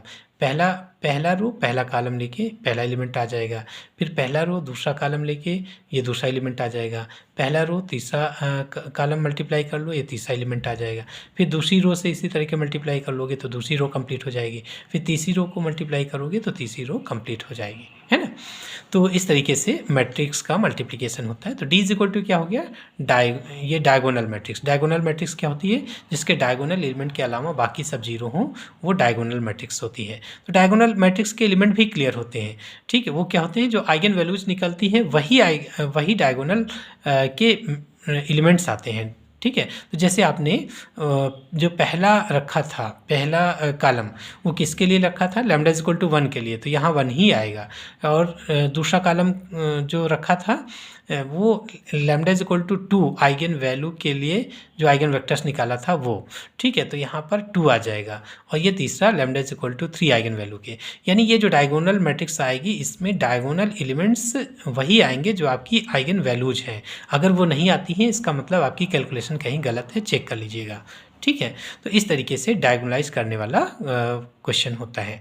डायगोनलाइज के लिए क्या करेंगे, सबसे पहले हम लोग कैरेक्टरिस्टिक इक्वेशन निकाला, फिर उसकी आइगन वैल्यूज निकाला, फिर उन आइगन वैल्यूज के करस्पॉन्डिंग आइगन वेक्टर्स निकाला, और आइगन वेक्टर्स को हर एक आइगन वैल्यू के करस्पॉन्डिंग जो आइगन वेक्टर्स निकाल रहे हैं उनसे एक एक आइगन वेक्टर लेके एक मॉडल मैट्रिक्स बनाया, फिर उसका इन्वर्स ले लिया, पी इन्वर्स। तो पी इन्वर्स ए पी हमारी डायगोनलाइज मैट्रिक्स हो जाती है, ठीक है। ये थोड़ा बड़ा क्वेश्चन हो जाता है लेकिन सॉल्व इस तरीके से होगा। अगला क्वेश्चन हम लोग 7B सॉल्व करते हैं। वेरीफाई कैले Hamilton theorem and also find A inverse, ठीक है। मैट्रिक्स ए दी है, इसका वेरीफाई करना है कैले हैमिल्टन थ्योरम। कैले हैमिल्टन थ्योरम क्या होती है, every square matrix satisfies its own characteristic equation. उसकी जो खुद की कैरेक्टरिस्टिक इक्वेशन आएगी मैट्रिक्स उसको सेटिस्फाई करेगी, ये है। तो देखिए क्या होगा, मैट्रिक्स ए दिया है, इसकी कैरेक्टरिस्टिक इक्वेशन निकाल लो। Determinant A minus lambda equal to 0, diagonal element से लैम्डा माइनस हो जाता है तो ये हो गया। इसका डिटरमिनेंट निकाल लो, दिस इक्वल टू 0, और इस डिटरमिनेंट को ओपन कर लो। डिटरमिनेंट ओपन करना आपको बहुत अच्छे से आता है। 1 माइनस लैम्डा, ये कैंसिल, इसका इससे मल्टीप्लिकेशन, माइनस इससे इसका ये आ गया, फिर -3 इंटू ये कैंसिल, इसका इससे मल्टीप्लिकेशन माइनस ये, तो ये आ गया। फिर +7, ये कैंसिल, ये आ गया। उसके बाद इसको मल्टीप्लाई कर लीजिए तो ये आपकी कैरेक्टरिस्टिक इक्वेशन आ जाएगी। माइनस से और मल्टीप्लाई कर लो तो ये lambda cube -4 lambda square -20 lambda -35 equal to 0, ठीक है। सिंपल कैलकुलेशन है, कर लीजिएगा। तो अब ये आ गई कैरेक्टरिस्टिक इक्वेशन। कैले हैमिल्टन थ्योरम क्या कहती है कि every square matrix satisfies its own characteristic equation. इसका मतलब क्या हो जाना चाहिए, a³ -4a² -20a -35, इसको भी मैट्रिक्स बनाना है तो i -35i this equal to null matrix, ऐसा हो जाएगा। तो हम लोग इसको वेरीफाई करेंगे। तो देखिए वेरीफाई कैसे होता है। वेरीफाई के लिए आपको ये शो करना है कि a³ -4a² -20a -35i equal to 0, ठीक है। तो हमें a³ a इनवर्स a² इन सब की वैल्यू निकालनी होगी। तो a² निकाल लो, तो a² equal to a into a, दोनों को मल्टीप्लाई कर लो, ये मैट्रिक्स आ जाएगी। सिंपल मल्टीप्लिकेशन है, स्टेप्स नहीं बता रहे हैं। क्या होता है, फर्स्ट रो फर्स्ट कॉलम, ये एलिमेंट आ गया, फर्स्ट रो सेकंड का, चलिए एक बता देते हैं। जैसे फर्स्ट रो फर्स्ट कॉलम किया आपने तो 1 इंटू 1 1 प्लस 3 इंटू 4 12 हो गया, और +7 इंटू 1 तो 7 + 12 और +1 कितना आ गया, 20 आ गया। इस तरीके फर्स्ट रो सेकंड कॉलम से ये आ जाएगा, फर्स्ट रो थर्ड कॉलम से ये आ जाएगा, ठीक है, मल्टीप्लाई कर लीजिएगा, सिंपल सा मल्टीप्लिकेशन है। फिर A cube is equal to A square into A लिख सकते हैं, तो ए स्क्वायर ये मैट्रिक्स हो गई और इंटू ए ये हो गया। इसको मल्टीप्लाई कर लो तो फर्स्ट रो फर्स्ट कॉलम, तो कितना हुआ 20 into 1 plus 23 into 4 plus 23 into 1, ठीक है, तो कितना आ जाएगा, इस सबको ऐड करोगे तो 35 आ जाएगा। इसी तरीके फर्स्ट रो सेकंड कॉलम से ये आ जाएगा, फर्स्ट रो थर्ड कॉलम से ये वाला एलिमेंट आ गया। फिर सेकंड रो फर्स्ट कॉलम से ये, सेकंड रो सेकंड कॉलम से ये आ जाएगा, सेकंड रो थर्ड कॉलम से ये एलिमेंट आ जाएगा, ठीक है। फिर third row first column, third row second column, third row third column, तीसरा आ जाएगा। ए क्यूब हो गया। तो देखिए यहाँ ए स्क्वायर और ए क्यूब के एलिमेंट चेक किए जाएंगे, है ना। ये एलिमेंट में अगर कोई भी एलिमेंट आपका गलत है तो फिर वो कंसीडर नहीं होगा। इसका मतलब भले ही आपने लास्ट में 0 0 लिख लिया होगा लेकिन ये माना नहीं जाएगा, ठीक है। तो ए स्क्वायर और ए क्यूब बहुत केयरफुली सॉल्व करिएगा कैलकुलेशन।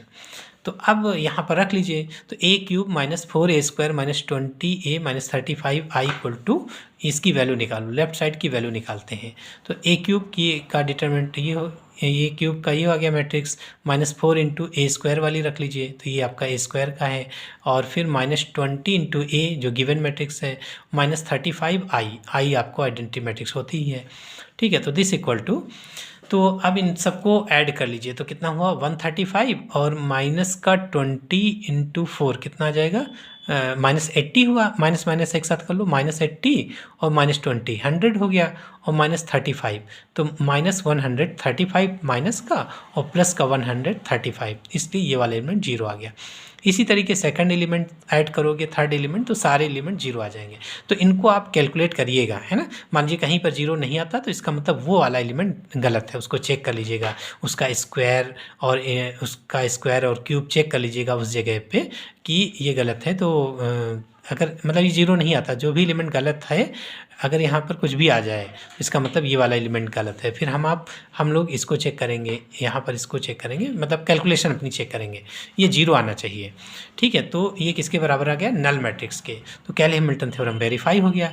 अब आपको इन्वर्स निकालना है, तो इन्वर्स के लिए इसको ए इन्वर्स से प्री मल्टीप्लाई कर लो, इसको ए इन्वर्स से मल्टीप्लाई कर लो, तो कितना होगा, अब ये स्क्वायर हो जाएगा, ये क्या हो जाएगा, ए हो जाएगा, ए इंटू ए इन्वर्स आई हो जाएगा, तो 20 आई हो जाएगा, -35 into A inverse, -35 I into A inverse हो जाएगा।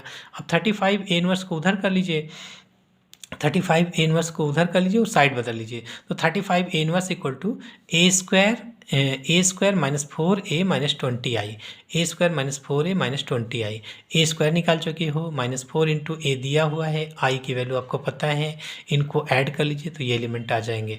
उसके बाद A inverse equal to 1/35 into ये। अब 35 चाहे काम बाहर रहने दीजिए या अंदर कर लीजिए, क्योंकि इन्वर्स पूछा था मैट्रिक्स के फॉर्म में, तो अंदर कर लीजिएगा तो ज़्यादा रहेगा, अच्छा रहेगा। तो 35 से हर एक एलिमेंट को 1/35 से हर एक एलिमेंट को मल्टीप्लाई कर लो, तो ये ए इन्वर्स हो गया, ठीक है। ए इन्वर्स, तो ए इन्वर्स हम लोग कैसे निकाले हैं, बाय यूजिंग कैले-हैमिल्टन थ्योरम, है ना। तो यहाँ पर अब ए इन्वर्स ध्यान दीजिएगा, ए इन्वर्स इस क्वेश्चन में आपको कैले-हैमिल्टन थ्योरम से ही निकालना होगा। मान लीजिए ए इन्वर्स कहा और आपने निकाल दिया एडजॉइंट से या एलिमेंट्री ट्रांसफॉर्मेशन लगा के इन्वर्स निकाल लिया, तो उसको नहीं कंसीडर किया जाएगा, वो गलत हो जाएगा, है ना। इस क्वेश्चन के लिए आपको ए इन्वर्स इसी तरीके निकालना होगा, ठीक है, कि आपने कैरेक्टरिस्टिक इक्वेशन निकाला, उसमें मैट्रिक्स रख लिया लैम्डा की जगह ए, और फिर ए इन्वर्स से मल्टीप्लाई कर लिया, तो आपका ए इन्वर्स लास्ट वाला टर्म ए इन्वर्स दे देगा, और ठीक है। तो इस तरीके से हम लोग ए इन्वर्स फाइंड आउट करते हैं। अगला हम लोग क्वेश्चन नंबर 8 का ए पार्ट सॉल्व करते हैं। Determine the value of lambda and mu so that the system of equation this equal to 9, this equal to 8, this equal to mu has unique solution, no solution, infinite solution. ये बहुत ही अच्छा question है, इसको आप कायदे से समझ लीजिएगा कैसे सॉल्व करते हैं इसको। तो आइए सॉल्व करते हैं। तो देखिए सिस्टम ऑफ इक्वेशन ये दिया हुआ है, इसकी आर्गुमेंटेड मैट्रिक्स बना लो। तो augmented matrix C is equal to A B, इसके कोफिशिएंट मैट्रिक्स, और बी आपका ये होता है। तो इसको मैट्रिक्स बना लीजिए, इनके कोफिशिएंट्स और ये वाला बी, कोफिशिएंट क्या हुआ 2 3 5 9, 2 3 5 9, इसी तरीके दूसरा और तीसरा, ठीक है। अब इसको क्या करेंगे, इसको बनाएंगे किस फॉर्म में, एकेलान फॉर्म में चेंज करेंगे। एकेलान फॉर्म क्या होता है, 1 0 0, फिर अगला डायगोनल एलिमेंट 1, फिर नीचे 0, फिर अगला डायगोनल एलिमेंट 1, उसके नीचे 0, इस तरीके से करते जाएंगे तो हमारा एकेलान फॉर्म चेंज हो जाएगा। ठीक है। तो देखिए इसको 1 करके नीचे के एलिमेंट 0 करने, तो हमने क्या किया, इसको 2 से R1 को 2 से डिवाइड कर लिया, तो यहाँ 1 आ गया, ये देखिए 2 से डिवाइड हो गया। फिर देखिए इसकी जगह पे 0 करना है तो इसको 7 से मल्टीप्लाई करके घटा दें, यहाँ 0 आ जाएगा। फिर यहाँ 0 करना है तो इसको 2 से मल्टीप्लाई करके घटा दो तो यहाँ 0 आ जाएगा।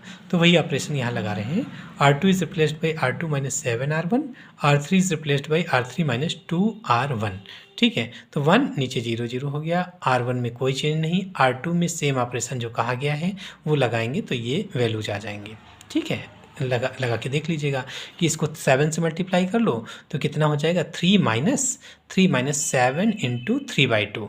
ठीक है, उसको हल कर लीजिए तो माइनस का 15/2 आ जाएगा। ठीक है, इस तरीके से आगे एलिमेंट्स हम लोग निकालेंगे।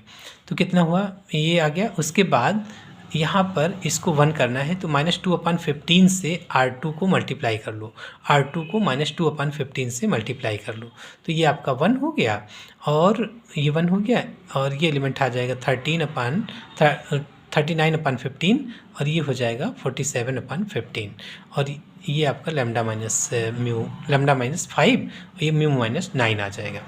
ठीक है, ये आपका लैम्डा माइनस 5 म्यू माइनस 9 तो है ही है। अब देखिए 1 0 0 1 0 0, और यहाँ पर 1 करना था लेकिन वो लैम्डा के टर्म्स में है, तो अब हम इसमें आगे केसेस लगाते हैं। तो case 1, unique solution. Unique solution का क्या केस होगा कि rank of A is equal to rank of C equal to number of variable. तो दोनों की रैंक ए और सी दोनों की रैंक बराबर हो और नंबर ऑफ वेरिएबल्स के इक्वल हो। तो नंबर ऑफ वेरिएबल कितना है, 3। नंबर ऑफ वेरिएबल कितना है, 3, एक्स वाई जेड 3 वेरिएबल हैं, इसका मतलब ए की रैंक 3 होना चाहिए। ए की रैंक 3 कब होगी, ए की रैंक कैसे निकालते हैं हम लोग, ये बी हटा देंगे तो number of non zero rose count कर लेंगे। तो देखिए ये डिपेंड कर रहा है लैम्डा पे, बाकी तो कोई लैम्डा पे डिपेंड कर नहीं रहा, लैम्डा और म्यू पे। तो इसका मतलब ए की रैंक 3 आने के लिए ये क्या होना चाहिए, नॉट इक्वल टू 0 हो। अगर ये नॉट इक्वल टू 0 तो म्यू की वैल्यू कुछ भी हो, सी की रैंक जब निकाल रहे होंगे तो म्यू की वैल्यू कुछ भी हो, यहाँ अगर नॉन जीरो है तो पूरी रो हमारी नॉन जीरो हो जाएगी। तो क्या हुआ कि let lambda minus 5 not equal to 0 and for all value of mu कुछ भी ले लें। तो ए की रैंक क्या हो जाएगी, 3, ए की रैंक 3 नॉन जीरो रोज हो जाएंगी, सी की रैंक भी 3 हो जाएगी क्योंकि ये नॉन जीरो रो है। तो rank of A equal to rank of C equal to number of variables हो गया। तो लैम्डा की वैल्यू क्या हो गई, lambda not equal to 5 and for all value of mu की वैल्यू कुछ भी ले लो, लेकिन लैम्डा की वैल्यू 5 नहीं होनी चाहिए बस। आपका ऐसे केस में यूनिक सॉल्यूशन आएगा। ठीक है, यानी 5 के अलावा कोई भी आप लैम्डा की वैल्यू ले लो, यूनिक सॉल्यूशन आ जाएगा। नो सॉल्यूशन का केस क्या है कि rank of A not equal to rank of C, दोनों की रैंक डिफर कर जाए। तो देखिए अगर इसको 0 मान लें तो ए की रैंक क्या हो जाएगी, 2 हो जाएगी। अगर इसको 0 मान लिया तो नॉन जीरो रोज 2 हो जाएंगी, या तो 0 रो हो जाएगी, तो ए की रैंक 2 हो जाएगी। इसको नॉट इक्वल टू 0 माने तो सी की रैंक क्या हो जाएगी, 3 हो जाएगी।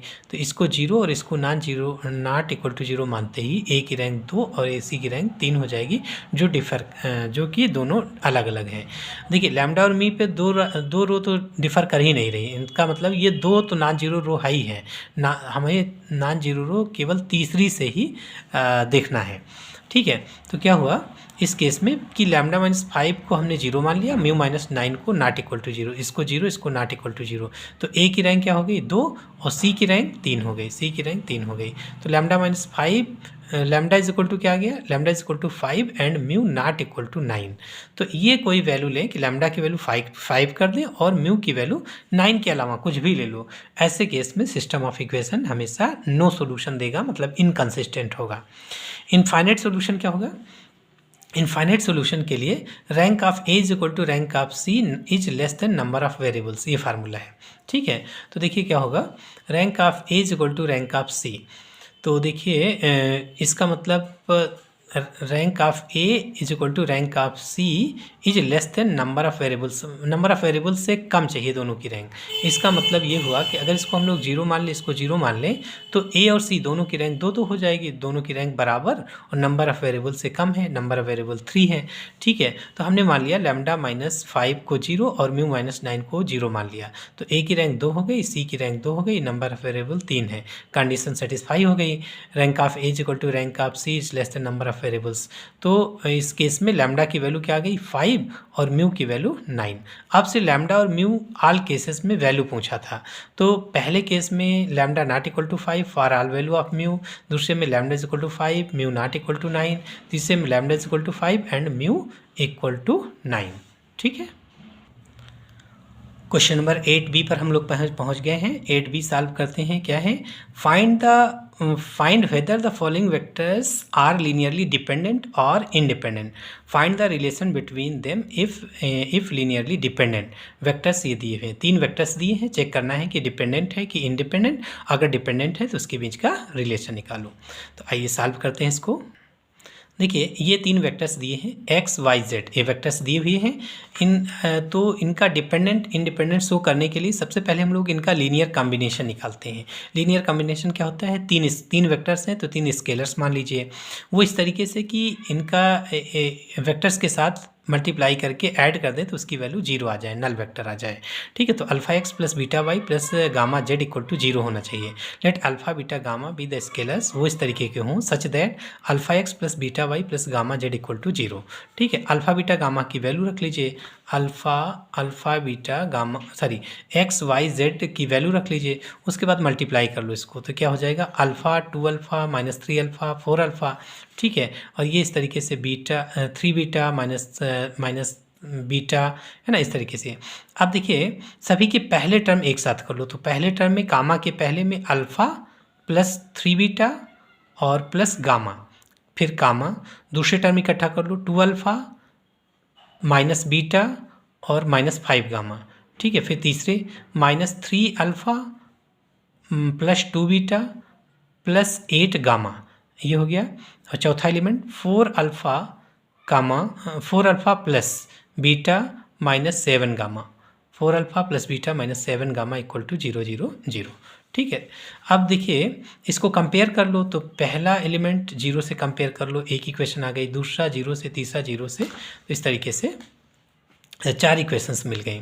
इसको मैट्रिक्स फॉर्म में लिख लो, ए एक्स इक्वल टू 0 के फॉर्म में, तो ए कोफिशिएंट मैट्रिक्स हो गई, alpha beta gamma equal to 0 0 0, है ना। हम लोग एलिमिनेशन मेथड लगा लेते हैं, गाउस एलिमिनेशन मेथड। क्या करें कि इसको एक्लान फॉर्म में बनाते हैं, 1 नीचे 0, फिर इसको 1 नीचे 0, इस तरीके से करते हुए, तो जो भी ऑपरेशन यहाँ अप्लाई करेंगे वही यहाँ करते चलेंगे। तो यहाँ तो ऑलरेडी 0 है, कोई भी ऑपरेशन अप्लाई कर लो, कोई भी रो ऑपरेशन, कॉलम बिल्कुल मना है, कोई भी रो ऑपरेशन अप्लाई कर लोगे तो ये तो हमेशा सेम रहेगा। तो इसमें अप्लाई करते हैं, पहला एलिमेंट 1 करके नीचे के सारे एलिमेंट 0 करते हैं, तो ये ऑलरेडी 1 है, नीचे के 0 करो इसी 1 से, तो इसको 2 से मल्टीप्लाई करके घटा देंगे, 0 आ जाएगा यहाँ पर। इसको 3 से मल्टीप्लाई करके ऐड कर देंगे, यहाँ 0 आएगा। इसको 4 से मल्टीप्लाई करके ऐड सब्ट्रैक्ट कर देंगे तो यहाँ 0 आ जाएगा। तो ये 3 ऑपरेशन, तीनों में हम लोग ऑपरेशन अप्लाई कर लेते हैं, तो ये आपको 1 0 0 0 मिल जाएगा और बाकी एलिमेंट इस तरीके से आ जाएंगे। ठीक है, चेक कर लीजिएगा कैलकुलेशन। उसके बाद फिर R2, फिर क्या करना है, इसको R2 को, इसको देखिए, इसको अगर -7 से डिवाइड कर दें तो ये 1 बन जाएगा, 1 0 0। अब इस एलिमेंट को 1 बनाना है तो R2 को -7 से डिवाइड कर दीजिए, तो आपका 1 1 हो गया। और ये देखिए इसको 11 से कर लीजिए, इसको -11 से, तो ये भी सब 1 1 1 होते जाएँ। ठीक है, डिवाइड हो रहा था। ठीक है, तो 1 0 0, फिर ये 1 1 और बाकी सब 1 1 बन गए। सेम ऑपरेशन इधर भी अप्लाई करते चलेंगे, तो ये तो 0 है तो 0 ही रहेगा। तो अब 1 के नीचे सारे 0 करने हैं, तो R3 से R2 को घटा दो, 0 आएगा, R4 से R2 को घटा दो, 0 आ जाएगा नीचे। तो ये ऑपरेशन जैसे ही आपने अप्लाई किया ये आ गया। उसके बाद इनसे इक्वेशंस क्या मिल गई, alpha plus 3 beta plus gamma equal to 0, multiply कर लो, alpha plus 3 beta plus gamma equal to 0, फिर beta plus gamma equal to 0।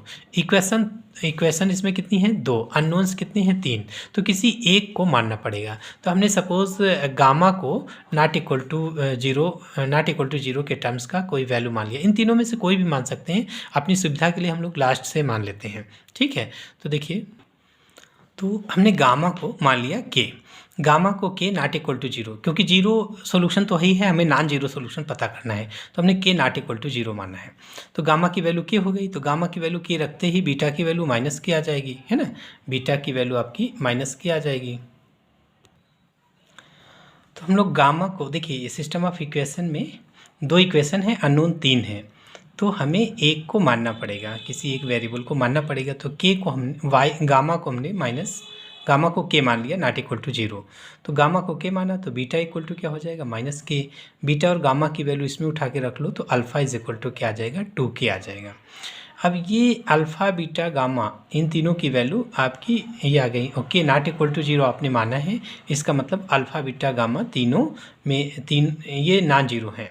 अगर सभी जीरो नहीं है, अगर अल्फ़ा बीटा गामा ये सभी जीरो नहीं हैं, तो वेक्टर्स क्या होते हैं, लीनियरली डिपेंडेंट हो जाते हैं, और अगर सभी जीरो आ जाते हैं तो इंडिपेंडेंट होते हैं। तो यहाँ पर क्या है, सभी जीरो नहीं है, है ना, अल्फ़ा भी नॉट इक्वल टू जीरो, अगर के नॉट इक्वल टू जीरो है तो बीटा भी not equal to zero, gamma भी नॉट इक्वल टू जीरो। तो इसका मतलब वेक्टर्स क्या हो गए, लीनियरली डिपेंडेंट हो गए, है ना। ये शर्त है डिपेंडेंट और इंडिपेंडेंट की, कि इस उसका लीनियर कॉम्बिनेशन के को जीरो के इक्वल किया, तो जो स्केलर्स हैं अगर वो स्केलर्स आपके कोई भी एक नॉन जीरो आ गया तो वेक्टर्स डिपेंडेंट हो जाते हैं, और अगर सारे जीरो आ गए तो डिपेंडेंट हो अगर कोई भी एक नॉन जीरो तो डिपेंडेंट, अगर सारे अलग अलग जीरो आ जाते हैं तो वो इंडिपेंडेंट हो जाते हैं, ठीक है ना। तो यहाँ पर वेक्टर्स डिपेंडेंट आ गए। तो अब रिलेशन निकालना है, एक तो ये शो करना था कि डिपेंडेंट है, तो डिपेंडेंट आपने दिखा दिया, रिलेशन निकालना है तो उसी में रख लीजिए जो आपने माना था alpha x plus beta y plus gamma z equal to zero, तो इसमें अल्फ़ा बीटा गामा की वैल्यू रख लो, तो 2k माइनस के, फिर k से डिवाइड कर लो इसको, क्योंकि k not equal to zero है इसलिए हम नॉन जीरो क्वांटिटी से किसी भी इक्वेशन को डिवाइड कर सकते हैं। तो k से डिवाइड कर लिया तो क्या आ गया, 2x minus y plus z equal to zero, ये उनके बीच का रिक्वायर्ड रिलेशन आ गया, है ना, उनके बीच का रिलेशन आ गया, ठीक है। अगला क्वेश्चन नंबर 9a करते हैं। 9a क्या है, if y is equal to tan inverse x upon a so that yn equal to ये, इसको प्रूफ करना है आपको।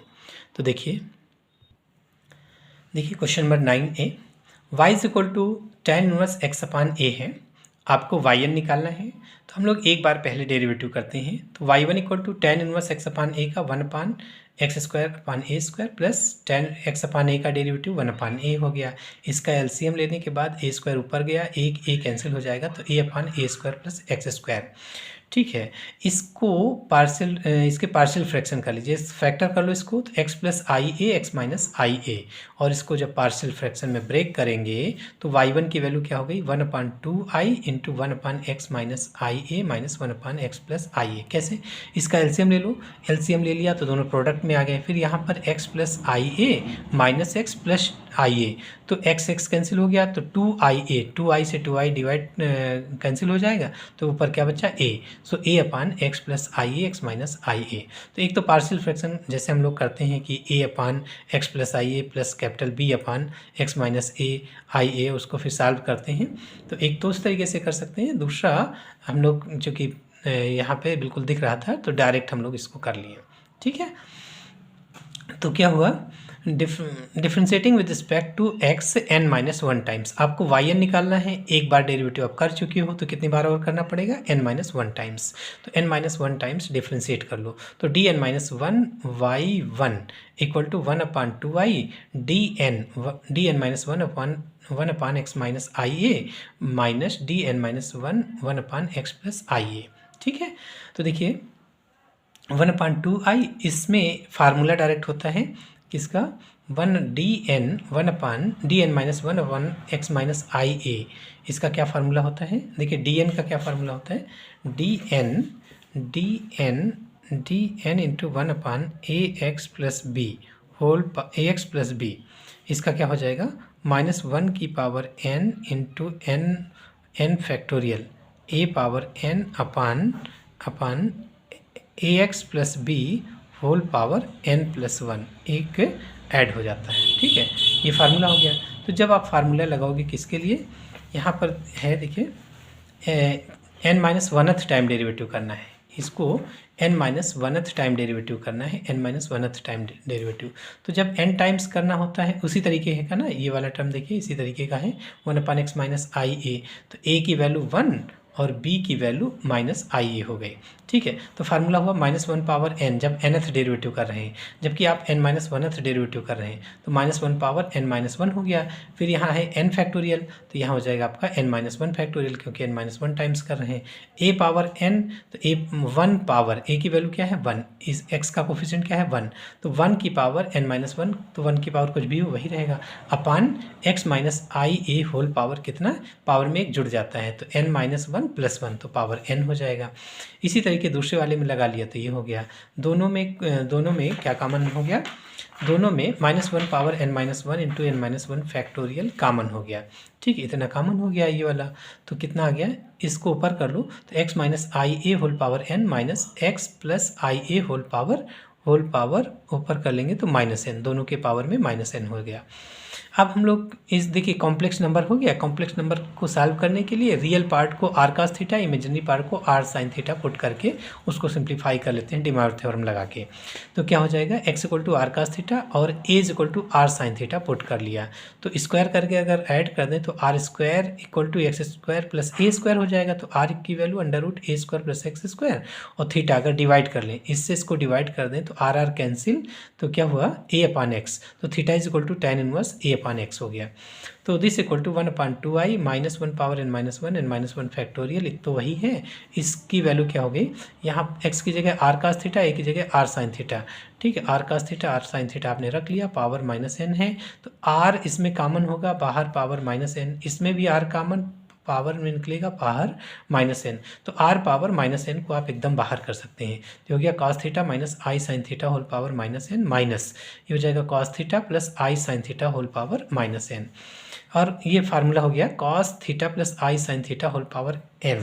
क्या फार्मूला होता है, देखिए cos theta plus I sine theta whole power n equal to cos n theta plus I sine n theta, ये फार्मूला है डी मॉर्गन थ्योरम, यानी ये वाला n जो है एंगल में आ जाता है मल्टीप्लाई में।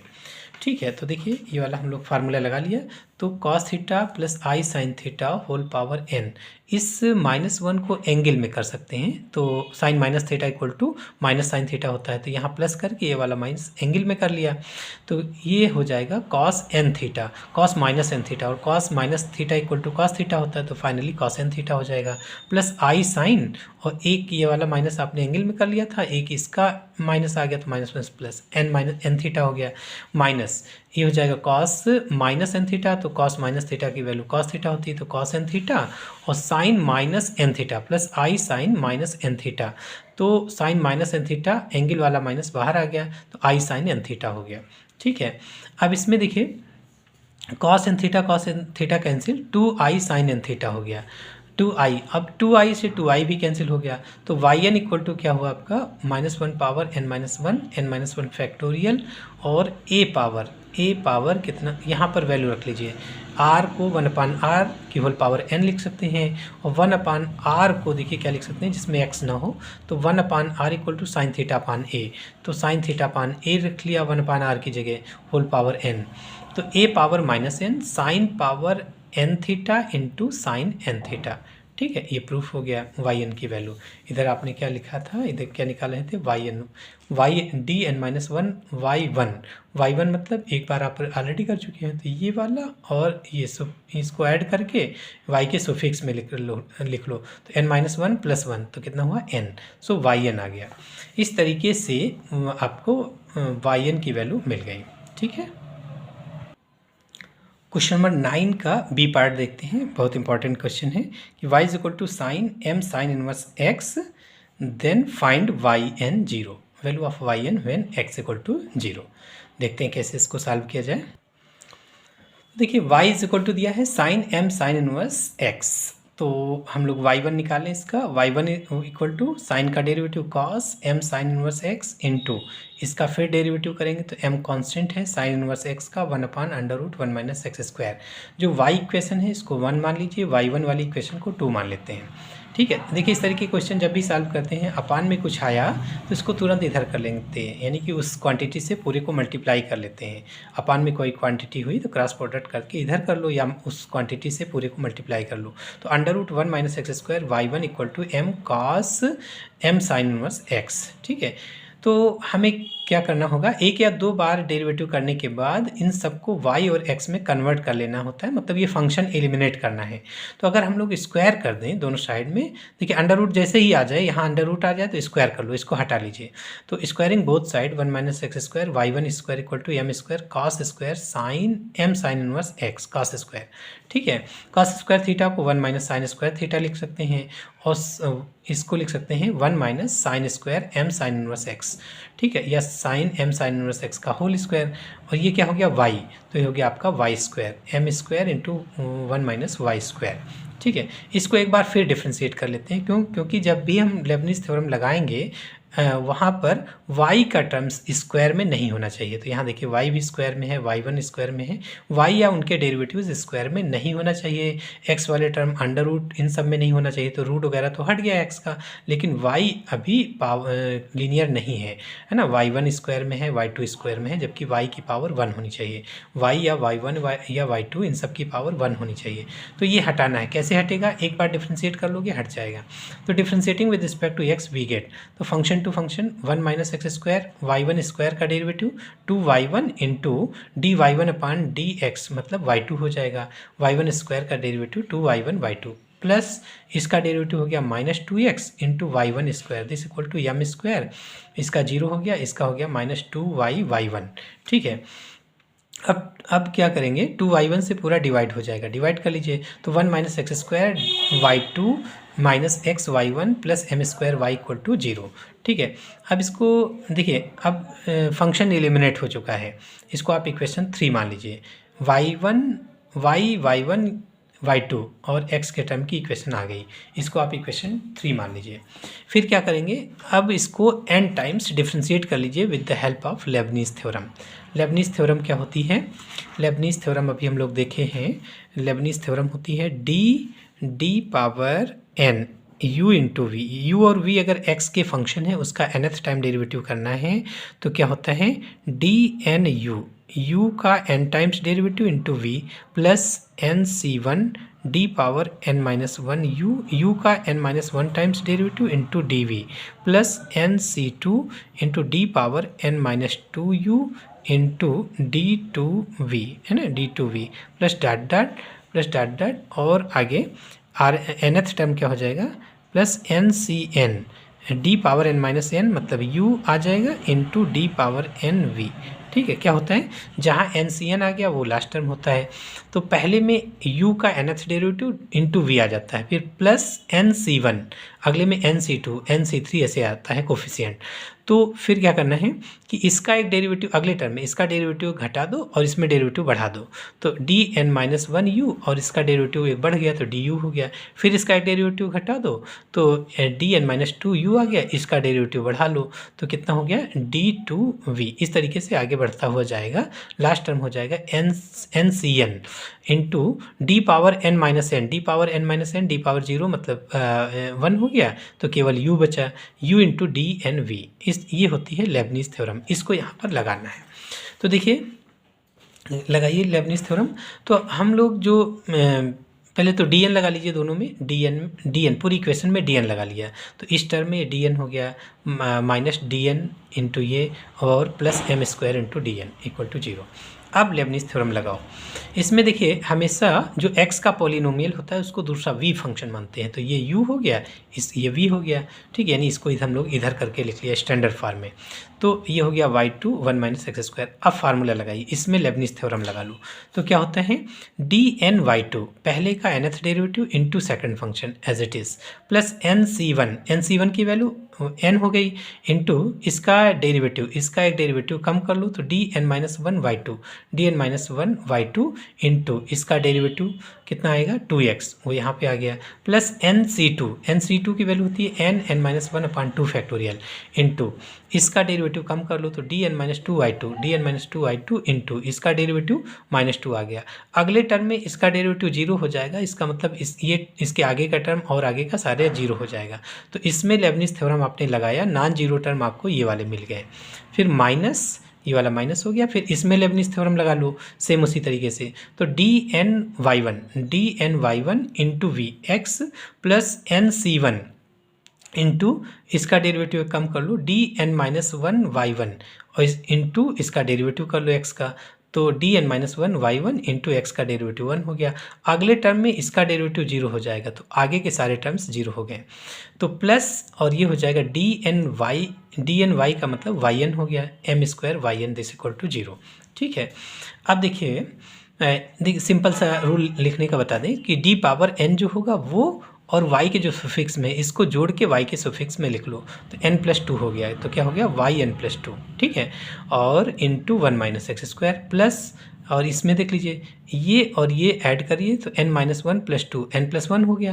तो इसको हम yn+1 लिख लेंगे, तो yn+1 और ये 2nx तो है ही है, माइनस इसको देखिए माइनस n² और प्लस n, या माइनस का बाहर ही रहने दो, तो n² - n और ये कितना हो जाएगा, ये और ये ऐड कर लो तो yn आ जाएगा, ये yn हो गया माइनस।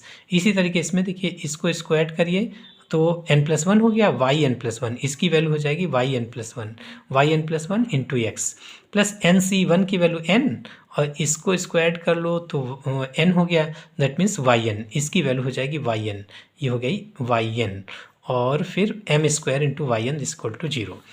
अब सेम डेरिवेटिव टर्म कलेक्ट कर लो, yn+2 का अकेला टर्म है तो ये yn+2 हो गया, इसके साथ में 1 - x², yn+1 का एक यहाँ पर है एक यहाँ पर है, दोनों में कॉमन हो गया yn+1, तो यहाँ से मिल गया, माइनस के साथ कॉमन ले लो, दोनों टर्म माइनस के हैं, तो यहाँ से मिल गया 2n और यहाँ से 1, सो 2n+1 yn+1 minus yn common ले लो, तो यहाँ से हो गया n² - n और फिर माइनस n, सॉरी माइनस आपने कॉमन ले रखा है तो प्लस n और माइनस का m² into yn this equal to 0।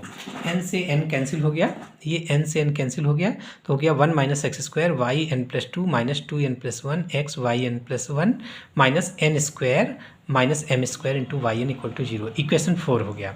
ठीक है, इस तरीके देखिए पहली इक्वेशन को हमने y मान लिया, जो y की इक्वेशन थी इसको 1 माना, दूसरी इक्वेशन y1 को 2 और y2 वाली जो इक्वेशन आई थी इस तरीके वाली इसको हमने 3 मान लिया, और चौथी इक्वेशन हो गई ये yn+2 वाली इक्वेशन।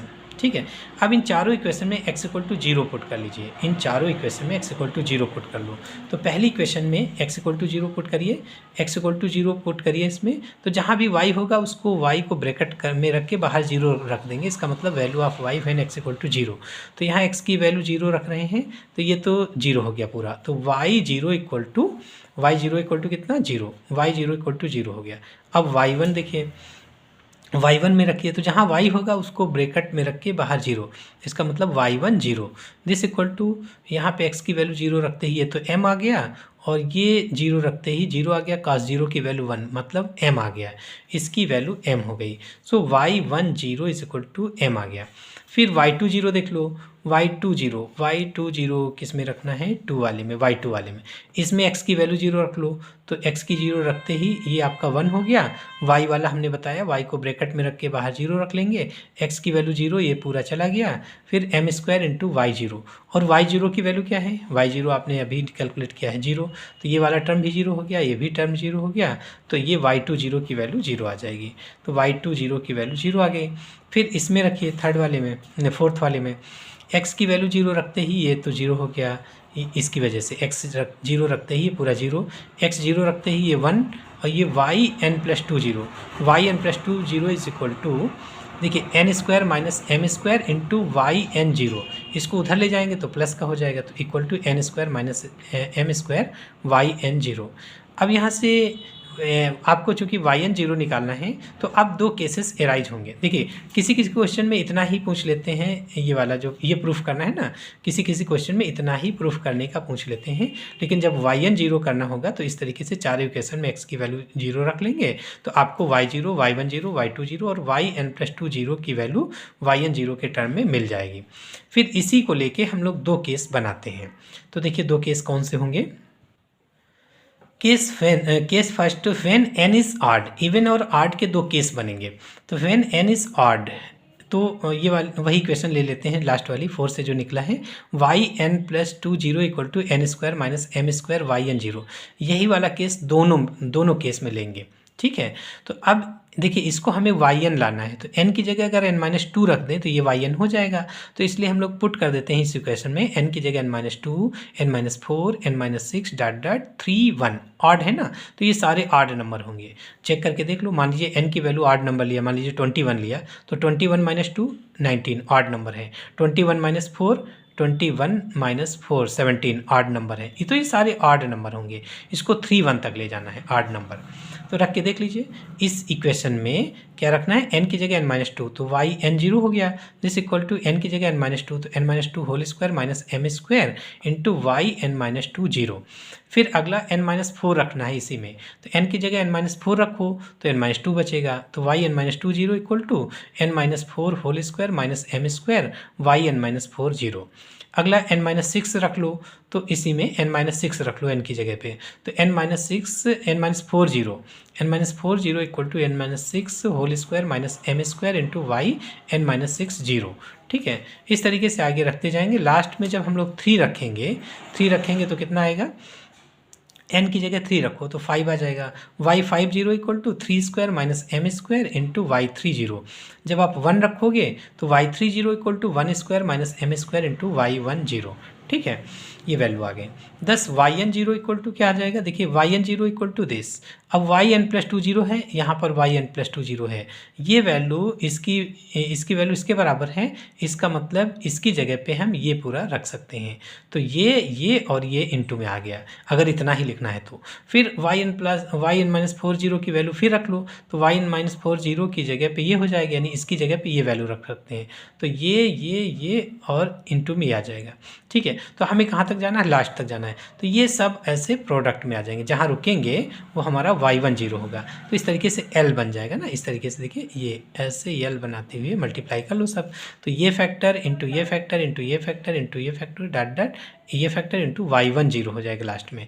10 yn0 इक्वल टू क्या हो गया, ये पहला फैक्टर, दूसरा फैक्टर, तीसरा फैक्टर डॉट आपका हो जाएगा yn0, है ना, yn0 आ गया लास्ट में, yn0 y10 और y10 ये सब इंटू में आ गया। y10 की वैल्यू क्या है, m, तो m हो गया। ये तो हो गया आपका केस 1।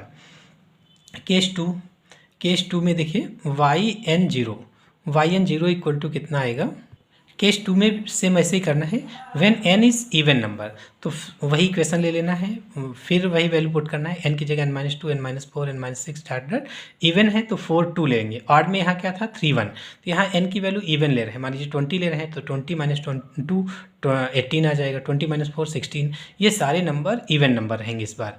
तो रख लीजिए n की जगह n-2 रखो तो सेम वैल्यू, शुरू की तो तीनों वैल्यू सेम आएंगी, और जब आप 4 रखोगे तो 4 रखिए इसमें, तो y60 equal to 4² minus m² y40, और जब आप 2 रखोगे तो कितना हो जाएगा, y40 इक्वल टू 2 रख लीजिए, तो y40 equal to 2² minus m² y20।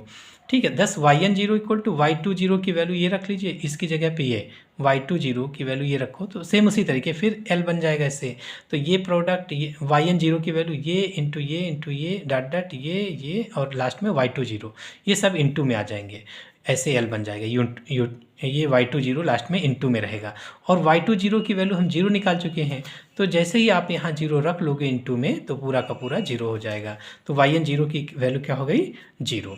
तो इवन के केस में 0 आ गया और ऑड के केस में ये वैल्यू आ गई। ठीक है, इस तरीके से क्वेश्चन कंप्लीट हुआ।